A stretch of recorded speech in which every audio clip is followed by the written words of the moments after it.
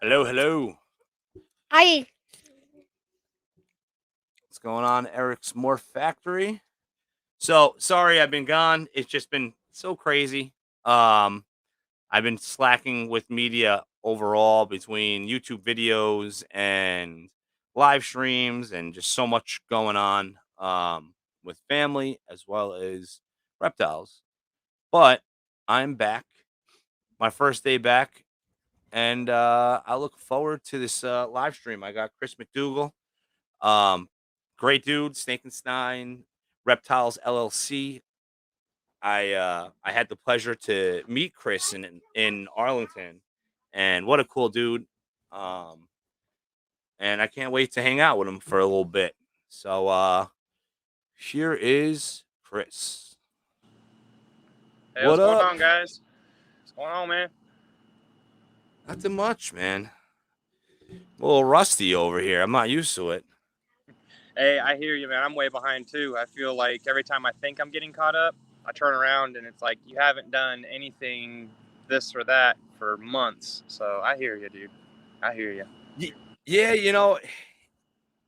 it's crazy because what really like the curveball that I got was um a friend of mine, they had their third child, and a week before the third baby was born, his wife decided that it was time for their adult tegus to move out. Oh, So they were like, the spot where they were supposed to get a house, it didn't work out, so now they're still in an apartment. And you know that giant 6-foot cage was in the spot where a pack and play would go. So he pretty much worked out a deal with me where he gave me the two animals, and they're both, it's a pair of blue ice head albino tegus. dang. um and he just wants a male albino from the offspring. But I had 1 week to set up. I had 1 week. Our attic is, I have a bedroom in my attic, and it's 100% storage. um so thankfully me and my wife were able to get that ready, throw down some linoleum floor, and then build two 3 foot by 5 foot enclosures, and get it ready so that I don't have to do anything. Everything's all ready to go. Yep. But That's now the 2 weeks key. later, I'm still catching up. One project like that does us in, and that's the part that gets difficult sometimes. Is it's not the time management. We can handle all the animals we have. We have the balance with family time and everything else. And for me, I cherish the time. And we get that landmine dropped on us on something that we want, and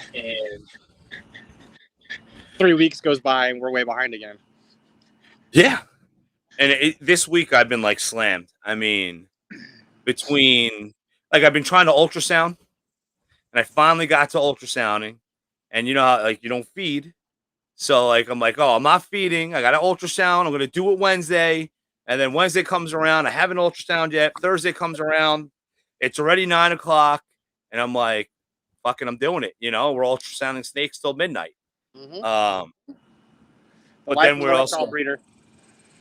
we're building another rat rack to expand the rodent facility by another 6 tubs. And then I had to put up shelving for my axolotls because my axolotls are breeder size now. And I mean, everything all at once, on top of I pretty much woke up my addiction with isopods. So I'm back in those things again. Stay away from Corey. Corey, it's a combination of Jerome from No Limit and Corey, because I had that fundraiser for the little boy Lucian, the one that beat cancer, Rodriguez Reptiles. And so Jerome won a auction of the rubber ducky ones, through an auction that Corey does, Pod Waffle, you know? Mm-hmm. What's up, Chris? So Jerome was like, "Oh, I'm going to donate. I'll donate half of them. Do you want the other half for to breed, and then you can just send them back to me?" And I was like, "Hell yeah, I want to do that." So that happened. I get them. Now the obsession starts up. I get invited to this Pod Waffle fucking page, and then I meet Corey in New Hampshire at a reptile expo. And we did an even trade, $1,300 worth of geckos for $1,300 of isopods. And oh man, it's so bad. And then these spin the wins. I'm against these spin the win. You know, I'm not against, but I don't like to do spin the wins because I suck at winning. You know, I Right. don't do lottery. I don't gamble. Oh fuck, man. I'm doing these spin the wins every time, but I did finally win. I actually won these isopods that they're worth $125 each, and I won 5 of them for a freaking bug. But yeah, man, it was so nice to meet you in Arlington. No, yeah, it was great to meet you in Arlington finally, because we'd had so much back and forth Facebook. Let's see if that drowns us out. Yeah. Stuff that that'll work. It was just a matter of time before we got a chance to meet you, or I got a chance to meet you and say hi and, you know, just chill for a bit. That's the one thing that I love about expos, man. You get to meet people that otherwise you may not meet. Yeah, I mean, it was cool because I've never been like, even though you guys are south, but I've stayed on the northeast with expos, you know, so going over there was so different. Even though there was a couple vendors from New York that were over there, which was crazy. Yep. Couldn't believe they drove. You know, that's a crazy drive. Upstate New York. You know, they're like 4 hours north of me, and they drove all the way to Arlington, Texas. You know, but it was cool. You know, it was all it lived up to what everyone said. You know, like people were like, you know, certain breeders, you look at their table and it's like the pictures they take are incredible, and the pictures don't even give the animals justice seeing them in person. You know, Right. And that was so for me, NARBC in Arlington was the first expo I had gone to as a buyer shopper in Texas, and I was blown away. I wanted to stay for the whole weekend, but we only had time to go up there for the Saturday.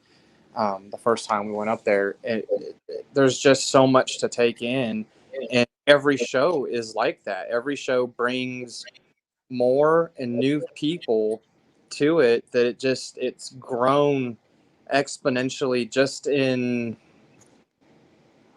when did we go to that one? I want to say it was the fall of 17, might have been the spring of 17.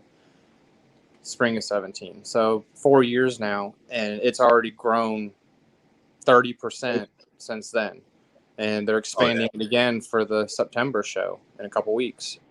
They're opening up that back corner where the auction room has always been, and they're going to have more vendors in there and more to look at. So yeah, Arlington's just got the best, just the overall best people from both the breeder standpoint, and because the market's had expos for so long, the customers are just amazing.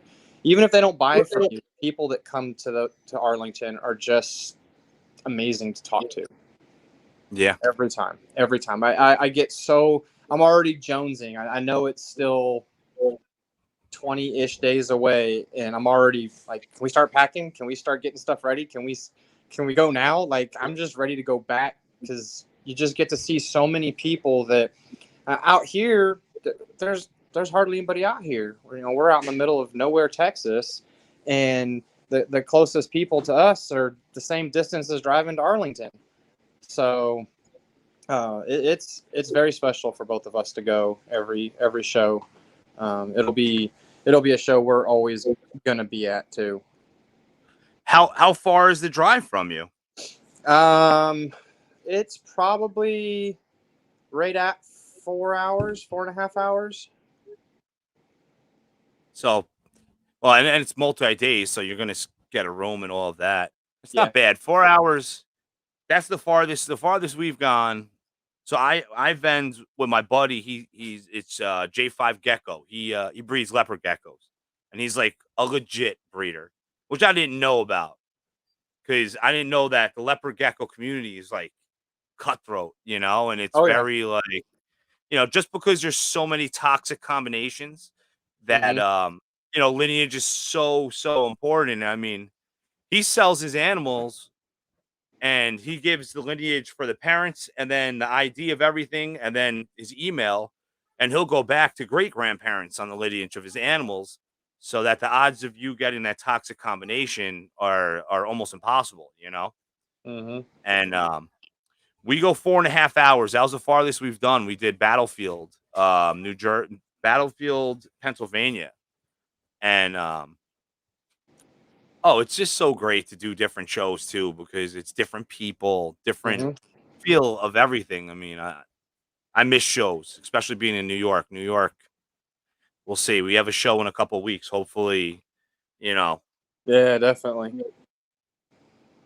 hopefully it Yeah, happens. that's with everything for us right now. 4.5, 5 hours one way to get there is our max too. We just don't have the amount of time to spend an extra day essentially in travel right now. I hope in the future that we'll be able to expand into going further. I'd love to be able to go to Conroe or some of the shows in East Texas even, or maybe even venture into some shows on the East Coast. But those are shows that are going to require a lot more time availability that we just don't have right now, and that's something that when we first started looking at possibly doing a show a year, um, now we're doing 4. So it's just each year we'll grow a little bit more and hopefully get to a point to where I don't want to do a show a month. I think that would be too much for us. But I would like to be able to add possibly 2 more shows to where we're doing a show every other month. I think that would Yeah. be sustainable. The other problem with shows too is I never want to feel like I have to take, you know, it's hard to gauge when you're going to have hatchlings. It's hard to gauge when you're going to have them ready. It's hard to gauge what markets are looking for what. So it's either you take all or you don't go. And, one thing that I've always noticed is people that have tables where they have to bring 3 displays because they've got one row of displays they need from that one display, but then the others are empty. It can work in your benefit, but a lot of times people like to see, especially that opening day, full displays. Yeah. It's just one of those mental things, I guess. I don't know, but um, there's a lot that goes into shows. I always attack a show from just strictly a marketing standpoint. Yeah, I absolutely want to sell snakes. I'm there to do. But at the end of the day, if I can meet people, talk to people, that's going to win potential future sales more so than I'm going to sell that weekend. Oh yeah, I agree 100%. I mean, it sucks when you don't break even. Mm-hmm. Or at least you break even and then but dinner is already putting you in the negative on your drive home. That's happened to me once. Our Um, I'll tell you, just to put some things into perspective for anybody that may be questioning if they want to vend or not in the future or for their first time, just do it. 100% go get the experience. Go in with the hope to sell a snake. Don't expect to sell and make a ton of money. Go get the experience. If you do sell a snake or 5 or whatever animal you're selling, then kick ass. But if you don't sell anything that weekend and you're upside down and you feel like it was a waste of money, don't look at it that way. Don't ever look at a show. Yeah, absolutely, we go to make money, but the bigger picture is you're going to promote yourself. You're oh putting yeah, yourself in a position for people to come and meet you in person, and they can see your animals in person. They can compare your animals to the pictures you've posted of your animals and be like, his animals are better in person than those pictures, and I thought those pictures were too good, type of thing. You Oh yeah. create that atmosphere that allows people to realize, and then even if you don't do well your first show, don't throw the towel in. Go to the next one. Go to the next one. Continue going, because it's a building block. It's just like everything else that we do. The first season that you have eggs, you sit on hatchlings for months, it feels like, and then your second and third season, you can't get snakes out of the eggs fast enough because you've created a following. It's the same thing at a show. The more you're there, people, not a fly by night flipper. You're breeding. You're bringing different stuff every show, and they can see what you're bringing. So it creates confidence in the buyers that are attending those shows. Oh yeah. Yeah, I mean, it's fun. It It's a is. rush. It's like I waited tables, I bartended, I was a chef. Like I love that fucking rush, like when the doors open and then all of a sudden everybody's at your table and you're like answering this person, answering that person. Hello. She's feeding the And frog. and it's just, the whole experience, meeting people. I think a real cool part, because like now I've been vending for 5 years. Mhm. And it's awesome to see people develop. Yeah. Like I have one customer in mind, Sanaya. She bought a snake off me when she was 11 years old. Oh, that's Now awesome. she's 16 and she's got a badass collection. And her father's cool as hell. And I know when her birthday comes, her father's messaging me, "All right, what you got? I need birthday presents for my daughter." Um, but cool stuff like that, or people that Yep. watch the YouTube channel or, follow the Instagram. It's so cool to meet people and network, and also you get to see so much cool shit. And when you're a vendor, it's like a double-edged sword. Like you get to Mhm. see stuff before it's sold, Mhm. but at the same time, if you're like you'll get stuck at your table, and then it's like, Yep. oh man, I knew I should have went to that person's table and get that. Someone scooped it before me. Yep. Yeah, I don't know how many times we'll go in after setup, and we'll go walk around to see the other vendors that have got their setups done, and we're all jaw jacking and kicking the shit, just wasting time until dinner or whatever. And we usually will both do a pass around the room and see what's on the tables. And at dinner we'll usually talk about what we saw, and then we'll pin it down to 5 or 6 to go look at first thing Saturday morning before the doors open.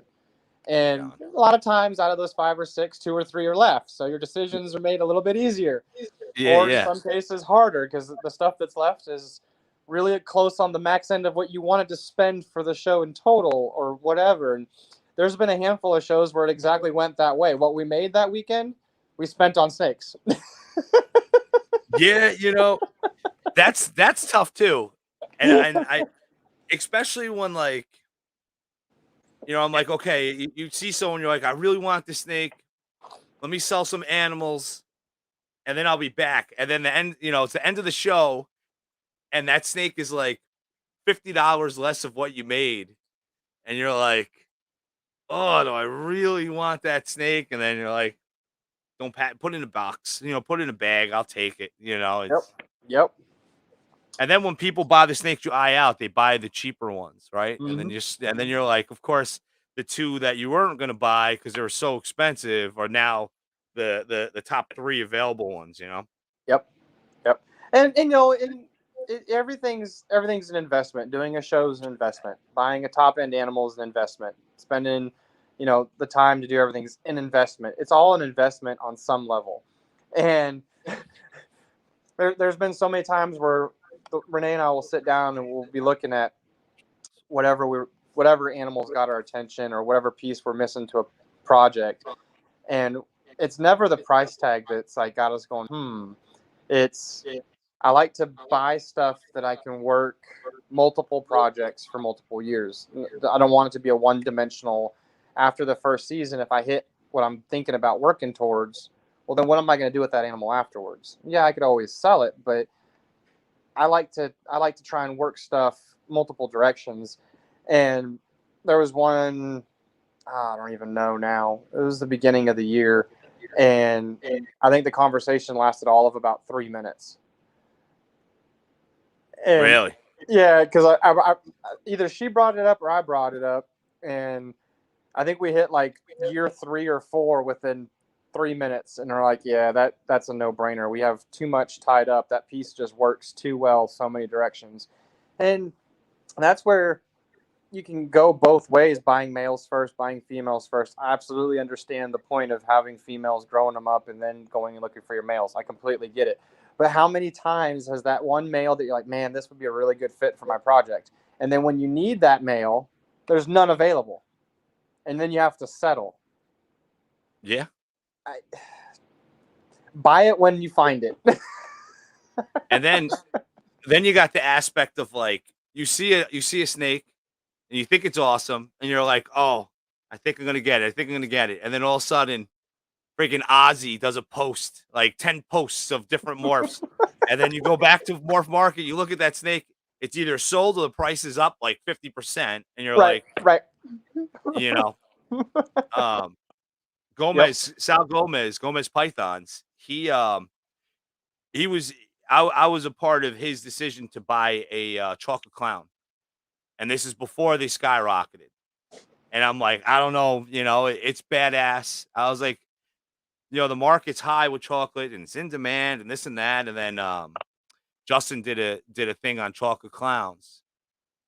And that snake went up $1,000 in value. And he was like, you know what? I'm so glad I got it because, one freaking video, and then bam, it's and that's the other piece too, is people have a tendency to kind of cut their vision short, and I'm not saying that negative. I've done it multiple times on various projects, but don't let, just because it's not caught fire yet, or it's not trending, or however you want to look at it, believe in it and just keep working it. It'll come to fruition at some point. Everything comes back around. It's cyclical. It's all cyclical. I mean, dude, hypo, right? I loved hypo. And when I got into, I think I got my first ball python back in like 2015. And oh man, I bought a hypo and then it was like a wrap. I was like sold. I'm like buying anything. Head hypo. Mm-hmm. And I'm watching people selling breeder hypos for like $60. And I'm like, fuck it, I'm buying that breeder for $60, And then look at now. I mean, now hypo is in everything, Yeah. Yep. It's And amazing to work with. It's one of my favorite genes. One of my favorite genes to work with. Oh yeah, I just finally hit. I bought my first double het hypo clown in 2016, and this year I hit 2 of them. Nice. Super pastel hypo clowns, and I'm psyched. I really am. The only thing that could have made it better is if I would have got one male. Oh. But yeah, but be I got careful asking for males, man. Something that this is a crazy thing about Clutch. The two super pastel hypo clowns, female. Everybody else in the clutch is male, and I was like, oh, I'll keep one of these, because I hit 4 hypos head to head. I hit 4 hypos. Visual clown to het, I only hit 2 clowns. But I don't know, man. I can't hit. If I hit a clown male, it's a single gene clown. I still haven't hit a male clown combo. That's crazy. So that's crazy. I mean, I've only had 4 clutches, but that produce clowns. But yeah, I'm hoping. Oh, we got someone from Westchester County. That's where I grew up. What's going on, Robert? How are you? Robert D. Meglio. Why do I feel like I know that person? Yeah, so it's cool. I mean, there's some morphs that just kind of went a long way. What morphs have you got in that were like low market animals, and then all of a sudden now I had a feeling it was Robert. Robert, man, what's going on, Robbie? You so big now. That's my friend's son. That's so great. Oh man, something. Let's see. There's been several. I mean, I've had ghosts since 2009. So, but I paid a pretty penny then because Super Pastel Orange Ghost was still in the world, um, high four digits. Um, and like I said, I've had ghosts slowly building for a long time. Trying to think of something. I mean, the one obvious that just sticks in my head, it just is like, just say it's stupid, but is Once Upon a Time or Spot Nose. One of those two. Once Upon a Time, you couldn't weigh a spot. Red Stripe Yeah. on the planet. I mean, there was people selling nails for $100 because no one had pushed the power of Red Stripe. They were stuck in G Stripe, Super Red Stripes, and insert a few others. End of the road, Red Stripe, and then Justin Lay, and I was Went so crazy. by that point because I wouldn't want to then to have them growing. But same thing with Spot Nose. And feed on Spot. I didn't like the gene. It was just at the time where I wasn't thinking. I wasn't thinking about what I knew. What I was more worried about it appeared to be. Now it's like, man, I mean, I have some amount of it, but I don't have as good. Uh, I should have half a pack of spot nose, and I don't. I don't have that many. Um, just there's genes that um, get a push, and then it kind of like they just fall out. They just don't go into action until someone right. And that's the key to so much of this. We've seen spot nose. It's the king and clown. Something else that does spot. Good luck. Yeah. And then same thing. Another gene that red stripe is because once you fire red stripe, perfect example. It's a 2 combo gene. It's stunning. It's absolutely beautiful, and you've only got 2 genes at play. You add anything, and I'm not even talking any, just incomplete dominance, and you've got an insanely beautiful animal. That's the trick: is figuring out which way to mold reaction benefit both genes at play. And until certain genes hit that reaction spot, they'll sit there. Going back to chocolate, chocolate is kind of like GHI in my opinion. It's one of those genes that everybody should have. It's definitely worked with a ton of it available. Like you go on more high for sure, but not nearly as much as you would expect for as old as the gene. But you go and look at chocolate, and there's available on Morph Market total. Like there's a wide open. Justin has a wide open. When chocolate and spot nose,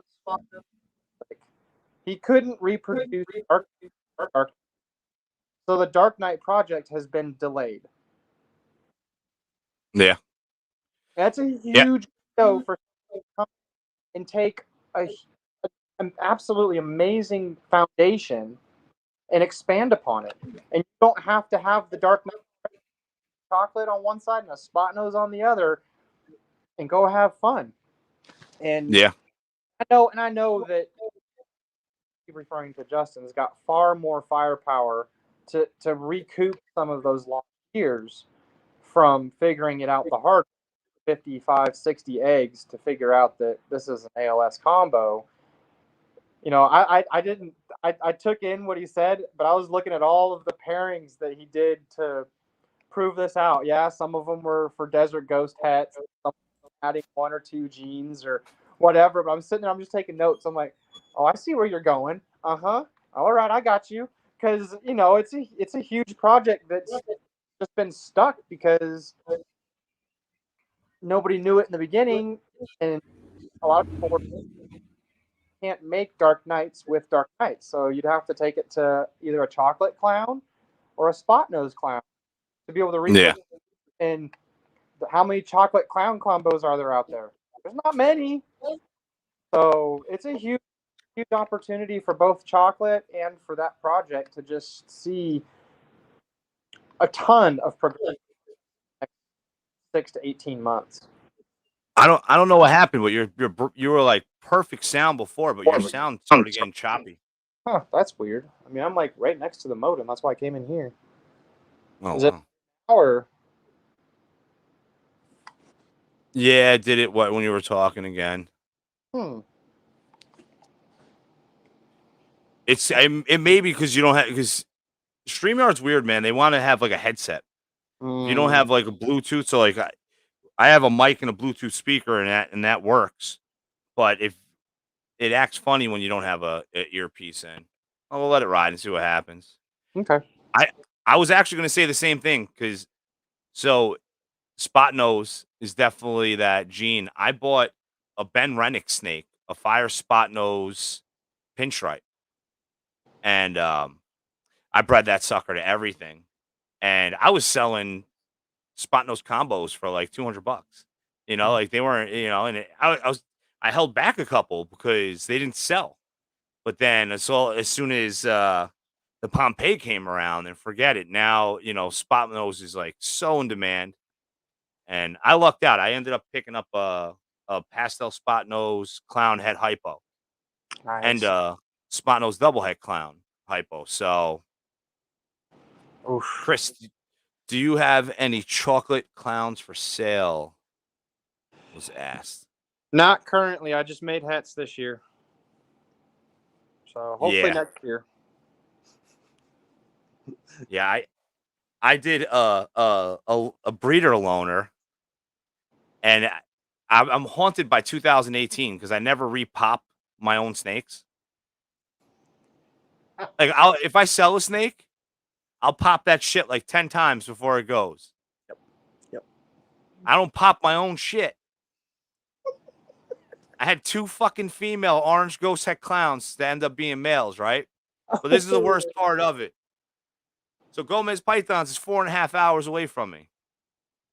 Last week, 2 weekends ago, he drove to my house, and because he needed rats, he's been taking a hit. He's been losing rats with all the heat we've been getting in his rodent shed, Oh. and so he came up for rats, and then I lent him a pastel albino, and then I lent him an orange ghost head clown. He gets home, fucking pops it.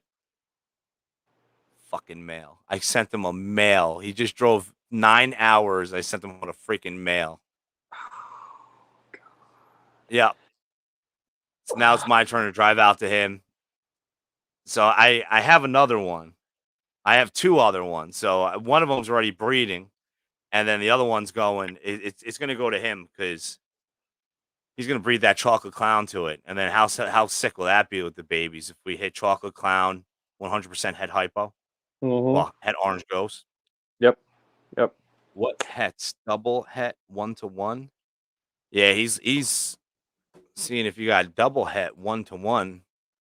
That would be a nice pairing too. Even if you do chocolate double het to chocolate double het and go for super chocolate visuals.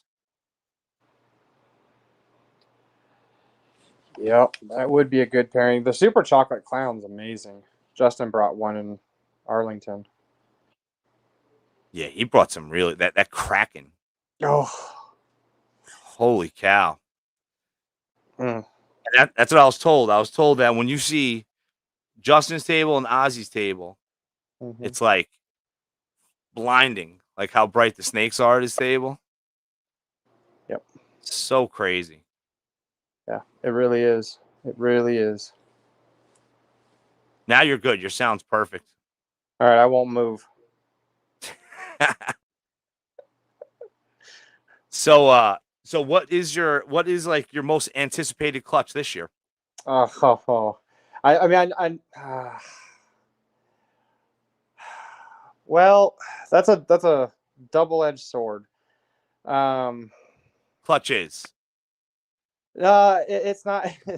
It's not. I'm gonna have to pick a different clutch because my most anticipated clutch that I was shooting for this year proved out to be a different gene than I thought it was. So Oh.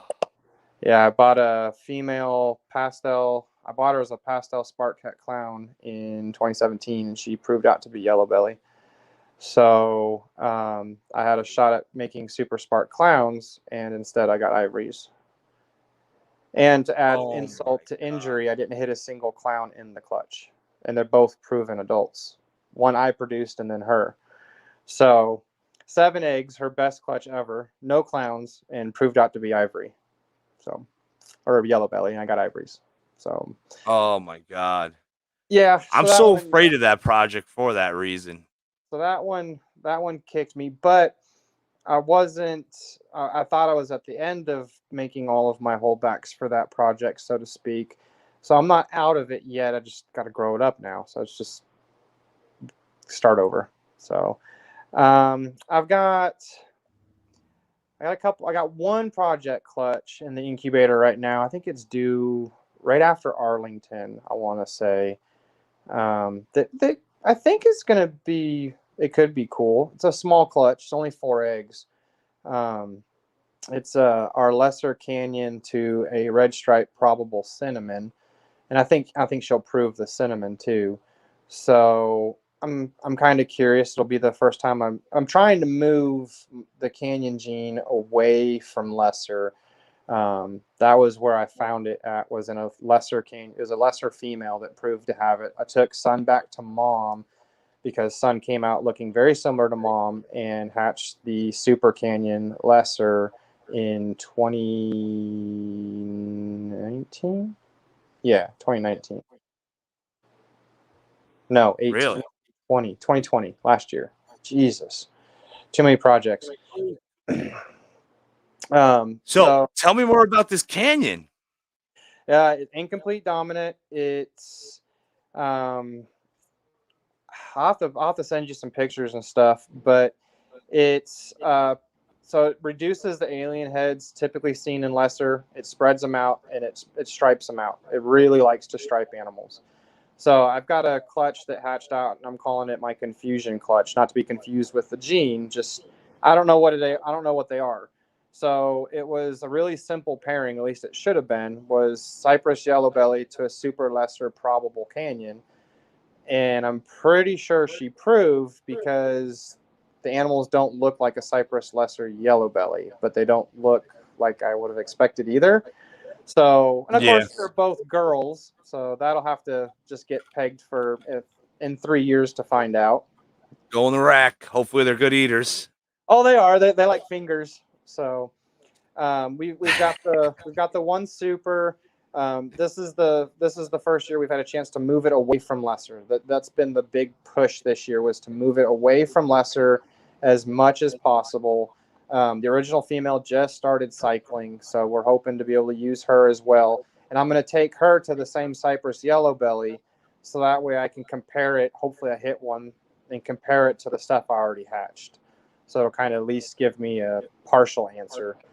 Um, so it's still in its infancy. I've got a handful of people that are waiting for males. They grabbed a couple girls from me last year. They're like, I need a male. I need a male. I'm like, I know, you and everybody else. Like, let me hatch them first. Jesus. Um, it's it's a funky reaction. I really like what it's doing. I'm really excited for it.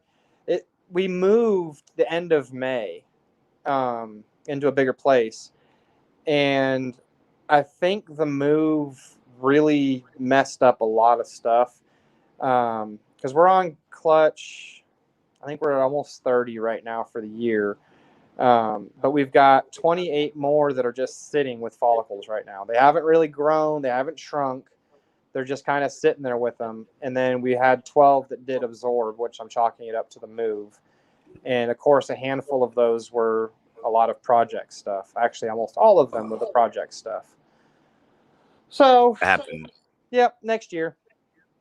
happened to us. We moved 2.5 hours north, and I was like shooting like I was hitting like 90 to 95% of my pairings getting clutches. And the first year moving up here, it dropped right down to 60, Yeah. like noticeably. Yeah. And I was warned. John from Snake Man's Exotics told me because he moved, and he usually produces like 2,000 ball pythons in a year, and he was like, I think he hit 800, like a ridiculous amount, which is scary. It makes it scary about moving, Mhm. especially that I need to move. Right. Yeah. No, So we were in the same boat. We needed a bigger place on all aspects. Bigger rat facility, bigger snake facility, bigger house just for us. I mean, just everything needed. It had to happen. So, if I end up getting, I hope to get 10 more clutches this year, but I think that's going to be pushing it, which sucks because we were on target to do 75 this year, and I was really looking forward to it. So. oh my god, that's a lot. Holy cow. Next year I'll have 60 female breeders ready. But there's no way I'm even Yeah, no, next year we're gonna have to be it'll be a really selective year on what we breed because we will have probably close to 150 breeder females ready, give or take 25. So yeah, next year will be a little bit more, well, not that we're not selective already, but we'll be even more selective because I can't handle Yeah. that many clutches. Do you produce all the rodents to feed your snakes? Yeah, yeah, Yeah, so we're in the same boat. So yeah, like yeah. that's where I'm at. I can't, like, even having 2 clutches hatch and then my boa would drop 34 babies. Oof. Yeah, so it was like all in 1 week I got 50 hatchlings, Yep. which was like nuts, you Yep. know. Yep, that hurts. Yeah, we're in the process. Same thing you're doing. We're getting ready to add a fourth maternity rack, a second grow out rack, and then another breeding rack over the next. I don't know. I haven't put a time frame on it. Just when I get them done. Yeah, see, I've been wanting to do a rack. And I don't know if you know Curtis and Jill from Mythical Exotics. I think so. Um, so I get my rat food from him. Okay. So I drive 2 states over to get 2,000 pounds of rat food at a time, and then that lasts me about 3 months. Um, but I went over there and he had the y- he had the shelf with the screen all ready to go. He had like a stack of them, but it was like it just looked like it was sitting there. I'm like, what's the deal with all those screens? They look like you're not even using them. And he was saying how Home Depot stopped selling the tubs with the ruler on the side. Really? Yeah. I think So, out here still. I need to go look. well, I'll reassure you in a second. Okay. So Vinny Meyer, VIP Morphs, I call him up. I'm like, dude, did you hear about this? And he's like, yeah, I thought I talked to you about it. I'm like, no. He's like, he went to like every he went to like 15 Home Depots looking for him. And they had a different one. They had the one at Lowe's with like the really thick squared Right. thing, and they're wider and shorter. So now I'm freaking out, right? And I'm like, well, we have 20 extra tubs. So we have 36 tubs. We have 20 extra. So I'm like, no big deal. We'll build the other rack. It'll take longer to clean because it's so nice just to drop a new tub right in, ready to go. Go to Home Depot and I'm like, let me just check. And I look, and all the way up top is fucking 20 pack of the proper tubs. And there was 8 on the bottom shelf. I climbed my ass up. I'm petrified of heights. I climbed up this fucking giant staircase, grabbed the tubs, and came down, and I was like celebrating, you know. Went to Home Depot a week later. There was another stack of 30 of the same tubs. So I think it was a contracting deal, and I think that they finally worked it out, and now they got the tubs. Right. Okay. Home Depot did their slick shit.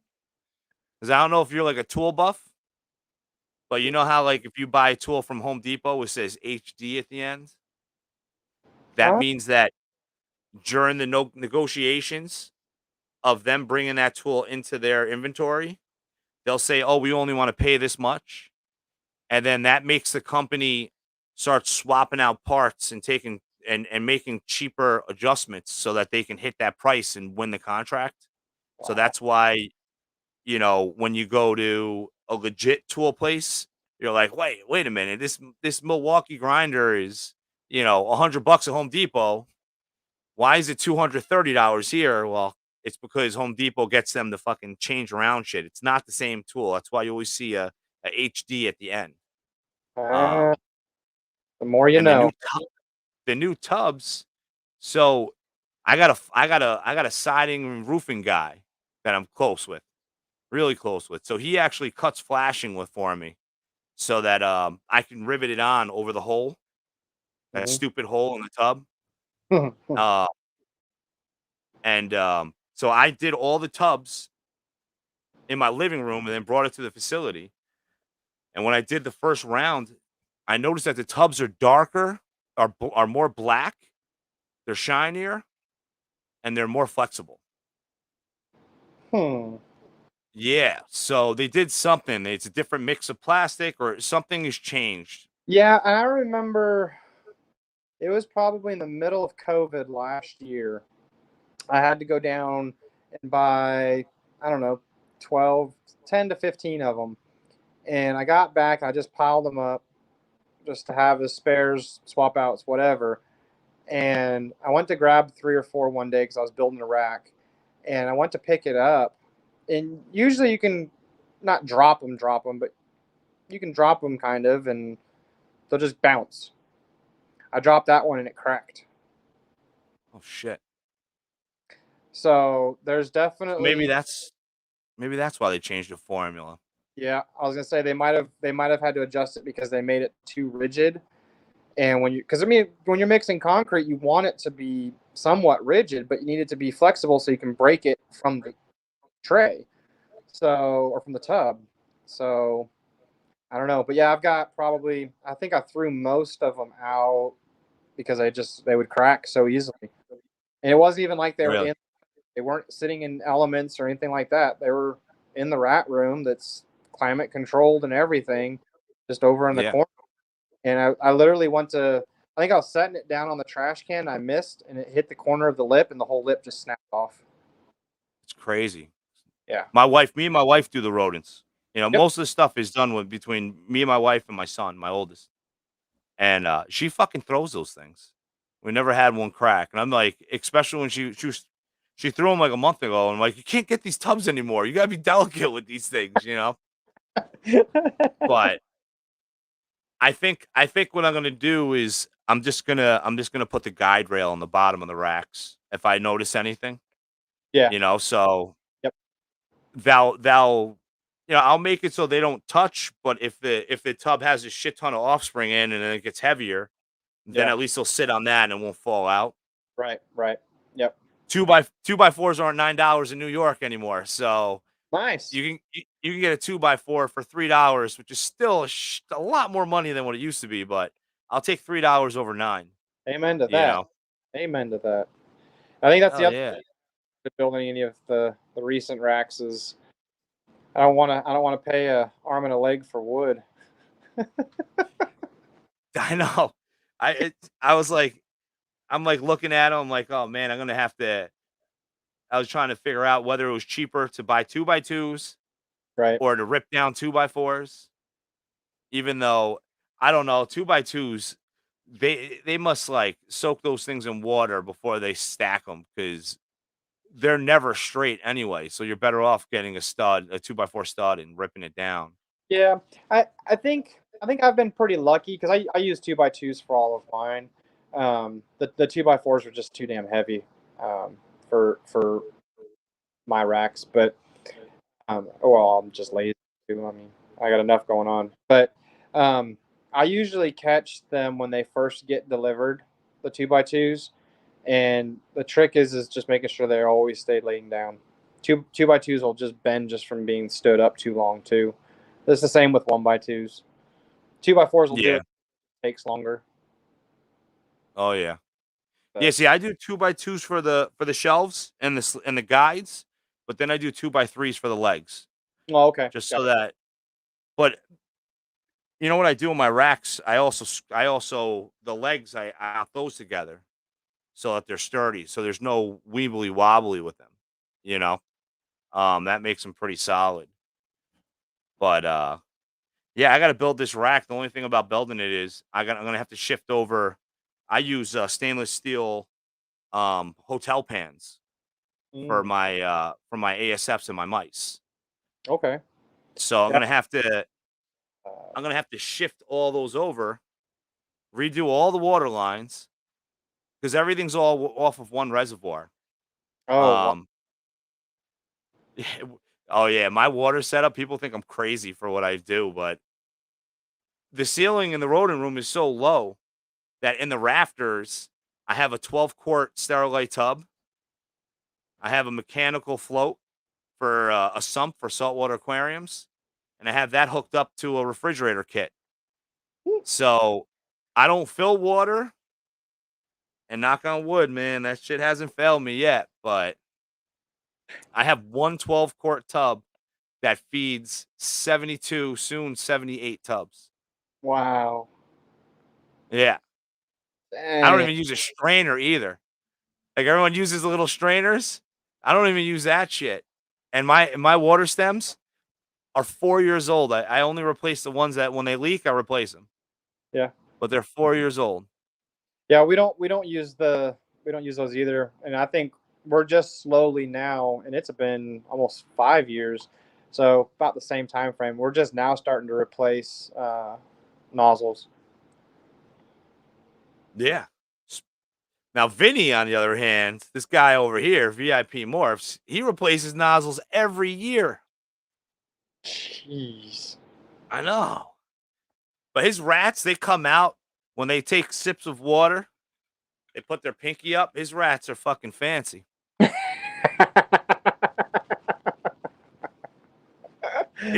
His rats are fancy though. I'll tell you. The way I met Vinny was I was buying rats off of Craigslist, and then and then I start talking to him, and I'm going. I got 100 snakes and 20 tubs of rats. I'm asking him because he's selling rats on Craigslist. He has 100 snakes, and he says he has 13 tubs. And I was like, "Whoa, what the fuck am I doing wrong here? Because I got 20, and I'm not providing enough for my animals." And this guy's got fucking 13 and he's feeding his 100 as well as selling like I mean, I bought 50 of them the first round. But it was his bloodlines. His bloodlines are just ridiculous. I mean, Yep. my record is I got 34 pinks from a litter. Wow. Yeah, the rats from him average 25 to 30 pups per litter. Jesus. Yeah. Yeah, it's crazy, but it's all because he brings in new bloodlines, he brings in strong bloodlines, and then now it's to the point where my facility's so big that I label everything. So I grab females from litters that are above 25, and then I grab males from litters that are above 25, and then that's how I group them all up. And knock on wood, it's been working because I think that initial buy of rodents was 3 years ago from him. And that really changed everything, as well as he taught me a lot of other tricks. Like you were saying, yours is climate controlled. Um, that's huge. I noticed that is really huge because they fucking slow down when they get too hot and they slow down when they get too cold. Yep. And out here, I can't do a fan system and a blow through it. The standing air is 90 degrees. You know, with wind, the air is 90 degrees. With a breeze, it's 90 degrees. You can't cool your rats down with 90 degrees. They're not gonna do anything. We had electrical work being done, so kind of like a minor power outage deal caused from the electric company last Sunday, and it kicked the AC unit off and on pretty much all day to the point where I was like, you know what? They're just gonna have to be uncomfortable for a few hours because every time it would kick off and then kick back on, it would trip the breaker because both units and the fans are trying to kick all on at the exact same time, so it's Oh, overloading the. shit. So I just went in, killed those, opened the side door, put the fans on a different circuit, and like there. That way they'll at least have 4 hours. The room 4 degrees, and it's a insulated building, concrete building, Yeah, and that's that's crazy. 84. They're not going to breed if it gets in there. It's just not going to happen. Then you're going to have fallout. They're going to die faster, shorter life expectancy, so on and so forth. It just nope. I always tell people like, yeah, our rats are spoiled here. They get a 72-degree room with air circulation, a carbon filter, air pulled out, the whole 9 yards, and they get pampered. Yeah, same here. I mean, I got my exhaust system, I got my carbon muffler looking gadget, Mm-hmm. and then air condition, and in the summer, in the wintertime, I heat them. Yep. Um, At least I do in the summertime though. I did bring it up to 80, to 78 and to 80 degrees, and I noticed that higher the production. I feel like 78 is kind of a sweet spot. yeah, no, mine start stopping, slowing down right at about 79, 80. It's just because they've always been. I've had pretty much the same bloodline for 6 years now, and so Oh wow. they're used to 70 to 75. And we got litters not 25 and 30, but we had one last week, babe, that you had was like 19 or 21. Yeah. Oh, thank you. Uh, Pups dropped, and it's like usually we see the high teens. That's pretty consistent for our group, but I'm okay with 400 females dropping 15 babies. Good with that. Shit, 400 females. Yeah, yeah. Damn. When I add the next round of stuff in, we'll be just shy. I think it'll be like 482 adult breeders. Now, do you do colonies or you do nursery? Uh, both, depending on if we go past nursery, it becomes colony. Okay. Yeah, What we about ASFs? You breed ASFs too, or? no need for ASFs. I haven't run into any need to have those. Yeah. I have mice, but very very small colony of those. Yeah, I like mice for my first meal. I have, knock on wood, to get 1 or 2 clutches a year that I have to start on mice. I have one that I'm slowly weaning off now. 2 of the 5 I've taken a rat, but 99% of our clutches will start on rat fuzzy small pups. Day first meal. Oh, that's great. Oh, it did. Yeah. Yeah, if I had to breed mice to feed hatchlings, I would probably cry.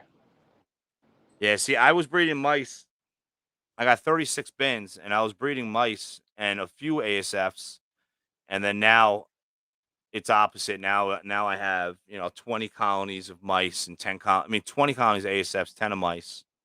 Um, just because of these boas, it's the boa community is very very strict about what you feed hatchlings, Oh, really? and yeah, I didn't know. I had no idea. Like they were like, I did my first expo and I brought them, and the breeder he was like, "Oh, what are they eating?" I'm like, "Oh, they're eating live rats." He's like, "What? No." I'm like, "Yeah." He's like, "No, the standard is, you know, 6 meals and frozen thawed mice. That's the standard for boas." Yeah. So that's the only reason why I'm keeping 10 colonies. Wow, that's You know. I I've never purposely. I mean, I've been around boa litters, but they weren't mine per se. They were actually somebody else's. I just participated, and I didn't know that. Yeah. Learn something new every I day. don't know. I'm feeding them.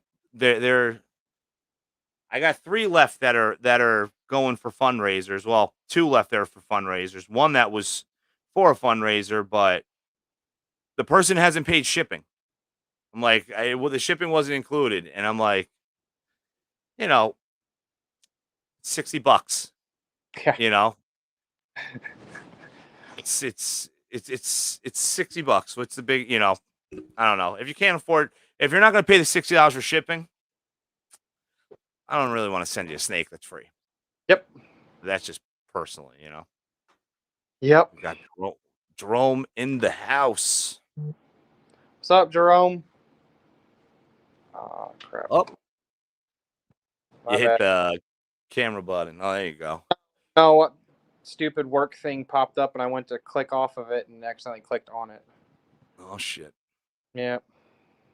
So let's see. So what would you say is your favorite recessive gene?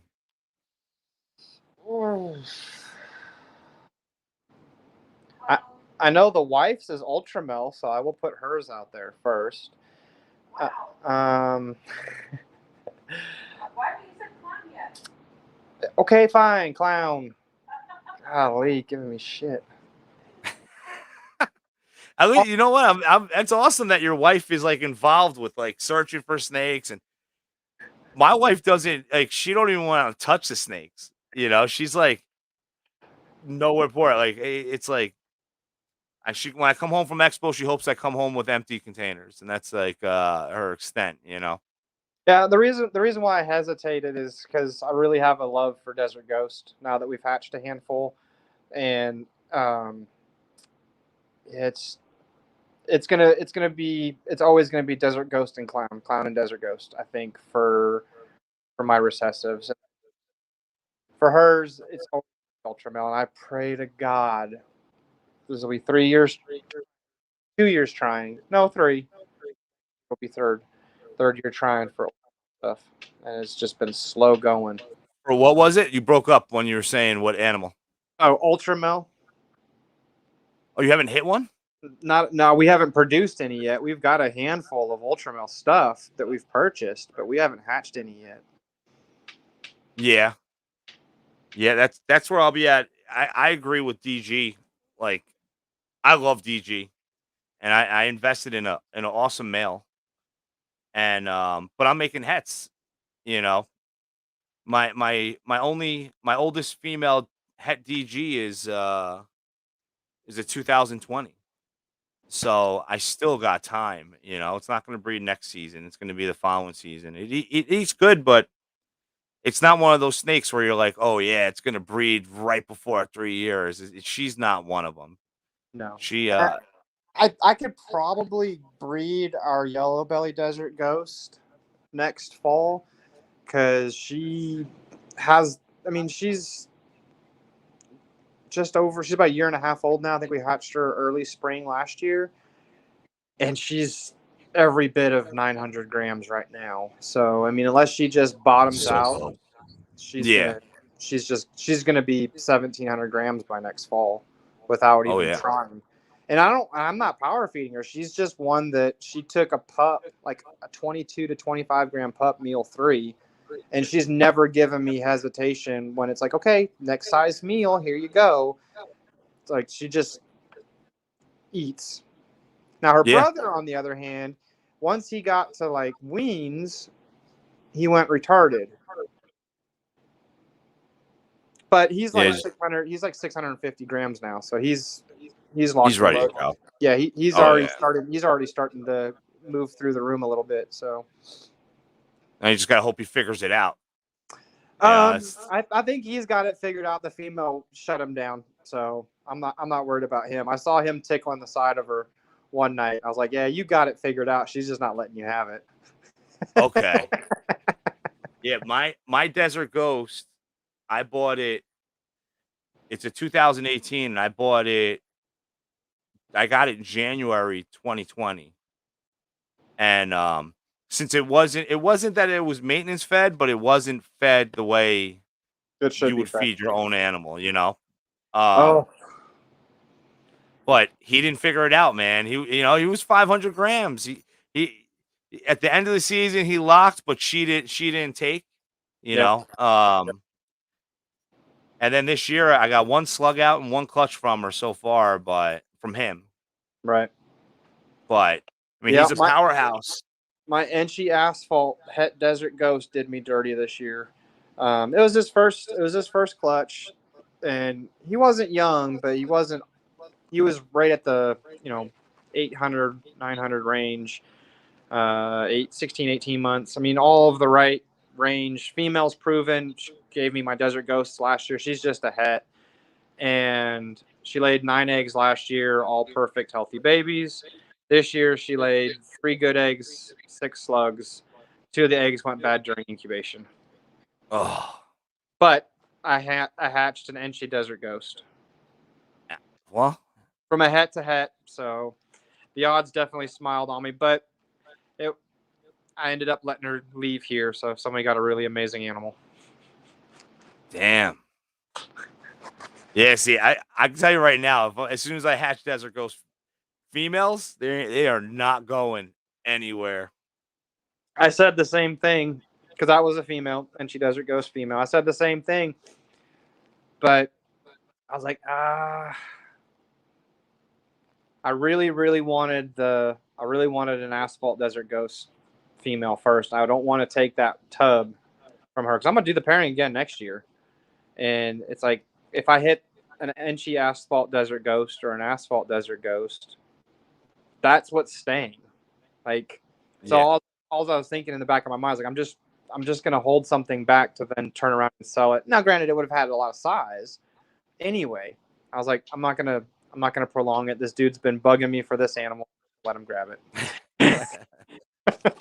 How many holdbacks do you average a year? Like, how many you think you got this year? Well, originally it was targeted for 50. We're not going to hold back probably. I don't even think we've broken 20 yet. Yeah. It's just been, we had 1, 2, 3, 4, 5, 6 clutches where we've completely missed. Fuck. Or That shit hurts. wrong thing. So yeah, like the leopard lavender turning, we were after a leopard lavender female this year and we hatched one, but it's a male. So that was a kick in the ass. And then the other Always clutch, like that. all of the combos were males. The only female was a single gene lav. So I kept her because last year I sold it. I'll make combos next year. Next year came and no combos. So I'm like, all right, I'm keeping her this time. And then there was a couple other clutches where it just straight up, if we were after a male, we got females. If we were after females, we got males, or we didn't hit the combo at all. The odds gods are freaking evil, man. They really are. I say all of that, but then going back to my chocolate clutch, so it was Fire Clown to a chocolate female, and it was a 9-egg clutch. We got 5 Fire Chocolate Het Clowns, 3.2, and then 4 Chocolate Het 2.2. Nice. All babies were chocolate. That's awesome. And then you get the odds like that. And it's like, well, how can you complain? Like, yeah. How are you going to complain when you should have 1 or 2 normals in there and you don't have any? It's and then you have other clutches that you completely whiff on everything. It's like it gives you 1 gene, or you have a clutch where a gene's deleted. That's the one that cracks me up. An incomplete dominant gene is completely deleted from the gene pool. Not a single offspring has it. I've had it happen 3 or 4 times now where a gene's just not represented. My first clutch was that. My first clutch? Oh my god. It was a banana yellow belly. It was a banana yellow belly to a pastel. And I hit 3 normals and 4 banana yellow bellies. No. I mean pastel yellow bellies. Not 1 banana. Not 1. I almost had that happen this year. I had one of our coral glow clutches only one coral glow in the clutch, and we usually see 3 to 4 in our coral glow. Like the one we just hatched a couple days ago, 4 out of 5 were coral glows. 4 out of 5 are also spiders. Like, go figure. Like, the odds sometimes are just insane. And then other times when you're after that specific gene, just anywhere in the clutch, it's like, well, I guess I'm keeping a male back because that's all there is. Yeah. Spider is so dominant in my. I don't know. I love spider, and I always breed spider. I don't care what people say. You know, the wobble, they're great eaters, especially the ones that wobble. Yeah, yeah. You just have to let them eat. You let them do it. But we work with it a little bit. We have nothing against it either. We actually enjoy spider. We've got a couple that are now getting into their teens for age or close to it, maybe 10 years old. And they're fantastic. Their lives are not because they are spider. Anyway, I'm not going to digress onto that. But I mean, holy cow, dude! My son's clutch, spider was in it. It was 6 eggs, 5 of the 6 were spider. My last clutch, 4 eggs. That one didn't make it. 4 eggs were good, and 3 of the 4 are spider. It's like, you don't need a super spider; it does it already. oh my god, it's so crazy. You know, it's funny. It's funny how that is. And banana's opposite for me. Like banana, I don't think I've ever hit a clutch that was half of them were banana. Most of They're ours are always less. same with pinstripe clutches. Almost all of our pinstripe, it's 60 to 75% pinstripe, coral glow banana. Sugar is the one up in the last clutch. Every sugar clutch we'd ever tried, we hit 1 sugar in each clutch. Really? And it wouldn't matter the size of the clutch. 5 eggs, 8 eggs, didn't matter. I think this is the first clutch that we've actually hit multiple shows. And it's like, finally, we're all freaking males, but again, I'm not gonna be picky. I got my female earlier this year, so I'm already. Yeah, my sugar clutch, I got my first sugar clutch. That's the one I just hatched. That was 3 of the 4 were spider, but I actually hit gold on that. 4 out of 4 were sugar. Nice. Yeah. So, and Sugar spider combos, you can add anything else in there, and it's just better. Because that was yeah, what and our this, coral glow, sugar, spider, pastel to super pastel, and they're just yeah, that coral glow sugar spider that you hatched out is freaking nuts. yeah. I was like, man, I need to get sugar into that. Definitely into those projects. Like, Don't and I'm saying the key word here. Don't sleep on. I'm not saying it in that regards. It's just so many people pass by sugar because I think it just adds the white. Sugar is also an enhancer, so it oh enhances yeah, color too. So if there's oranges or reds that can be enhanced, it's going to enhance those too. yeah. That clutch that hatched, it was my second female that I produced that gave me a clutch, which is that's a fucking awesome. You know, I love that was like one of my favorite parts of this season. Um, and it was a super enchy pastel spinner to a pastel sugar orange dream. Oh wow! Yeah, and I think OD may have hit every snake as well as the sugar. Um, but now I need sugar. Like I have that one male sugar, and I'm like, I have to put him. He's paired to quite a bit of snakes, but they're also all spiders. So I bred him to an Enchi spider as well, Enchi bumblebee, and I don't know what else I bred. No, I think those are the only other 2 snakes. And I'm like, fuck, I'm gonna get all fucking spiders, and I won't be able to isolate. You know, Yeah, even though I did. The one snake looks like it is OD, but you know how OD is. Like some snakes, you could see it right from the egg, and Yep. then other ones you gotta wait till like that third shed, Yep. and all of a sudden you're like, oh shit, there is OD in this snake. Look at that, it's bright now. You know. Yep. But I think I hit a Enchi Sugar OD, and it's a female, which then I can have a sugar female because That's a good one to hit too, because that'll just get prettier with age. yeah, I think that's why why certain genes like Orange Dream, Sugar, um, Desert Ghost, these are genes that it does the opposite of everyone's else. It gets better with every shed. It Mhm. gets better with size. Yep. I can't wait to produce a DG. That's my male is a female maker banana Desert Ghost Hepide. Nice. So my first pairing was my first clutch. I got 2 clutches, and it was to a cinnamon Hepide, and it fucking slugged out. Oh, It didn't even just slug out. She got egg bounds as well. oh man. So one egg is out of her. The second egg is still there, but it's right at the cloaca, and I know that any day it's gonna pop. It's gonna drop. Right. The second clutch was to another cinnamon Hepide, and I've never hit the odds on banana pairings. So like every banana from a male maker, the bananas are male, the non-bananas are female. This was my first clutch with the female maker, and when I cut the clutch, I was all disappointed because the only pied that I hit in the clutch was not a banana. So I was like, fuck, because it's 100%, head to head. At least I know that one is 100% het pied, 100% het Desert Ghost.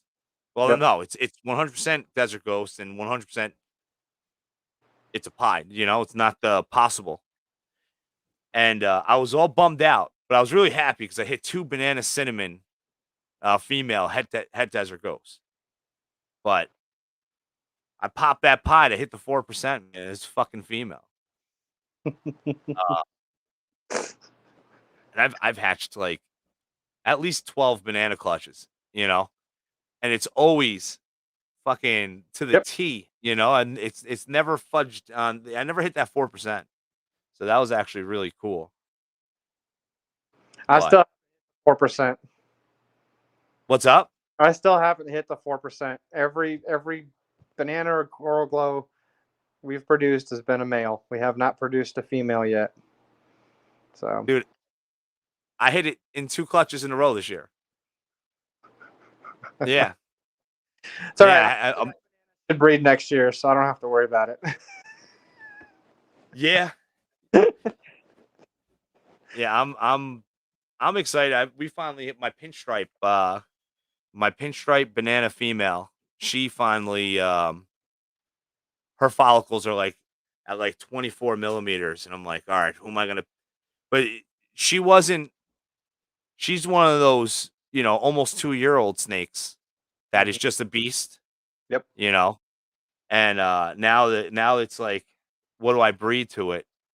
But I think I have a leopard chocolate GHI possible head hypo that I think the triple threat with the 3 darks with that banana. Yep. Could make some purples in there. We'll see. I mean, I don't know what's going to happen to the pattern because I don't know about you, but you said you hit 60 to 75 with pinstripe. Yep. Same here, man. It's like everything's fucking pinstripe if it's in a clutch. Everything. Yep. And I suck. Like, so I was saying about the fire spot nose pin that's from Rennick Reptiles. I didn't even breed them this year because I have so many issues with just the variety of spot nose pin.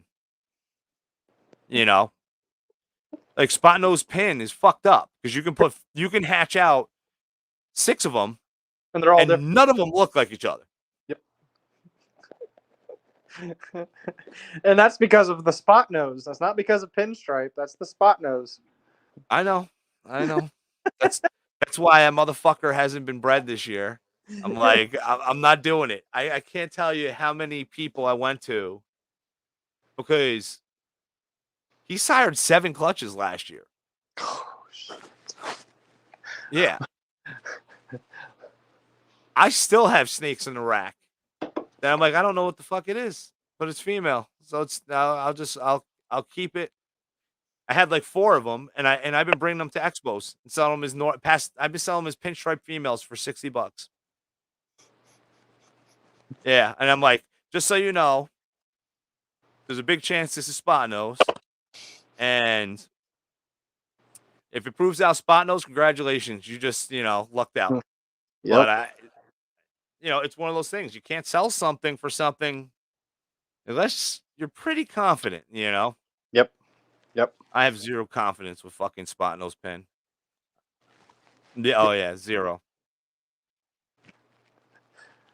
What morphs drive you nuts? You have any morphs on your list that kind of fuck with you, or you're like, oh man, why is it doing this to you? I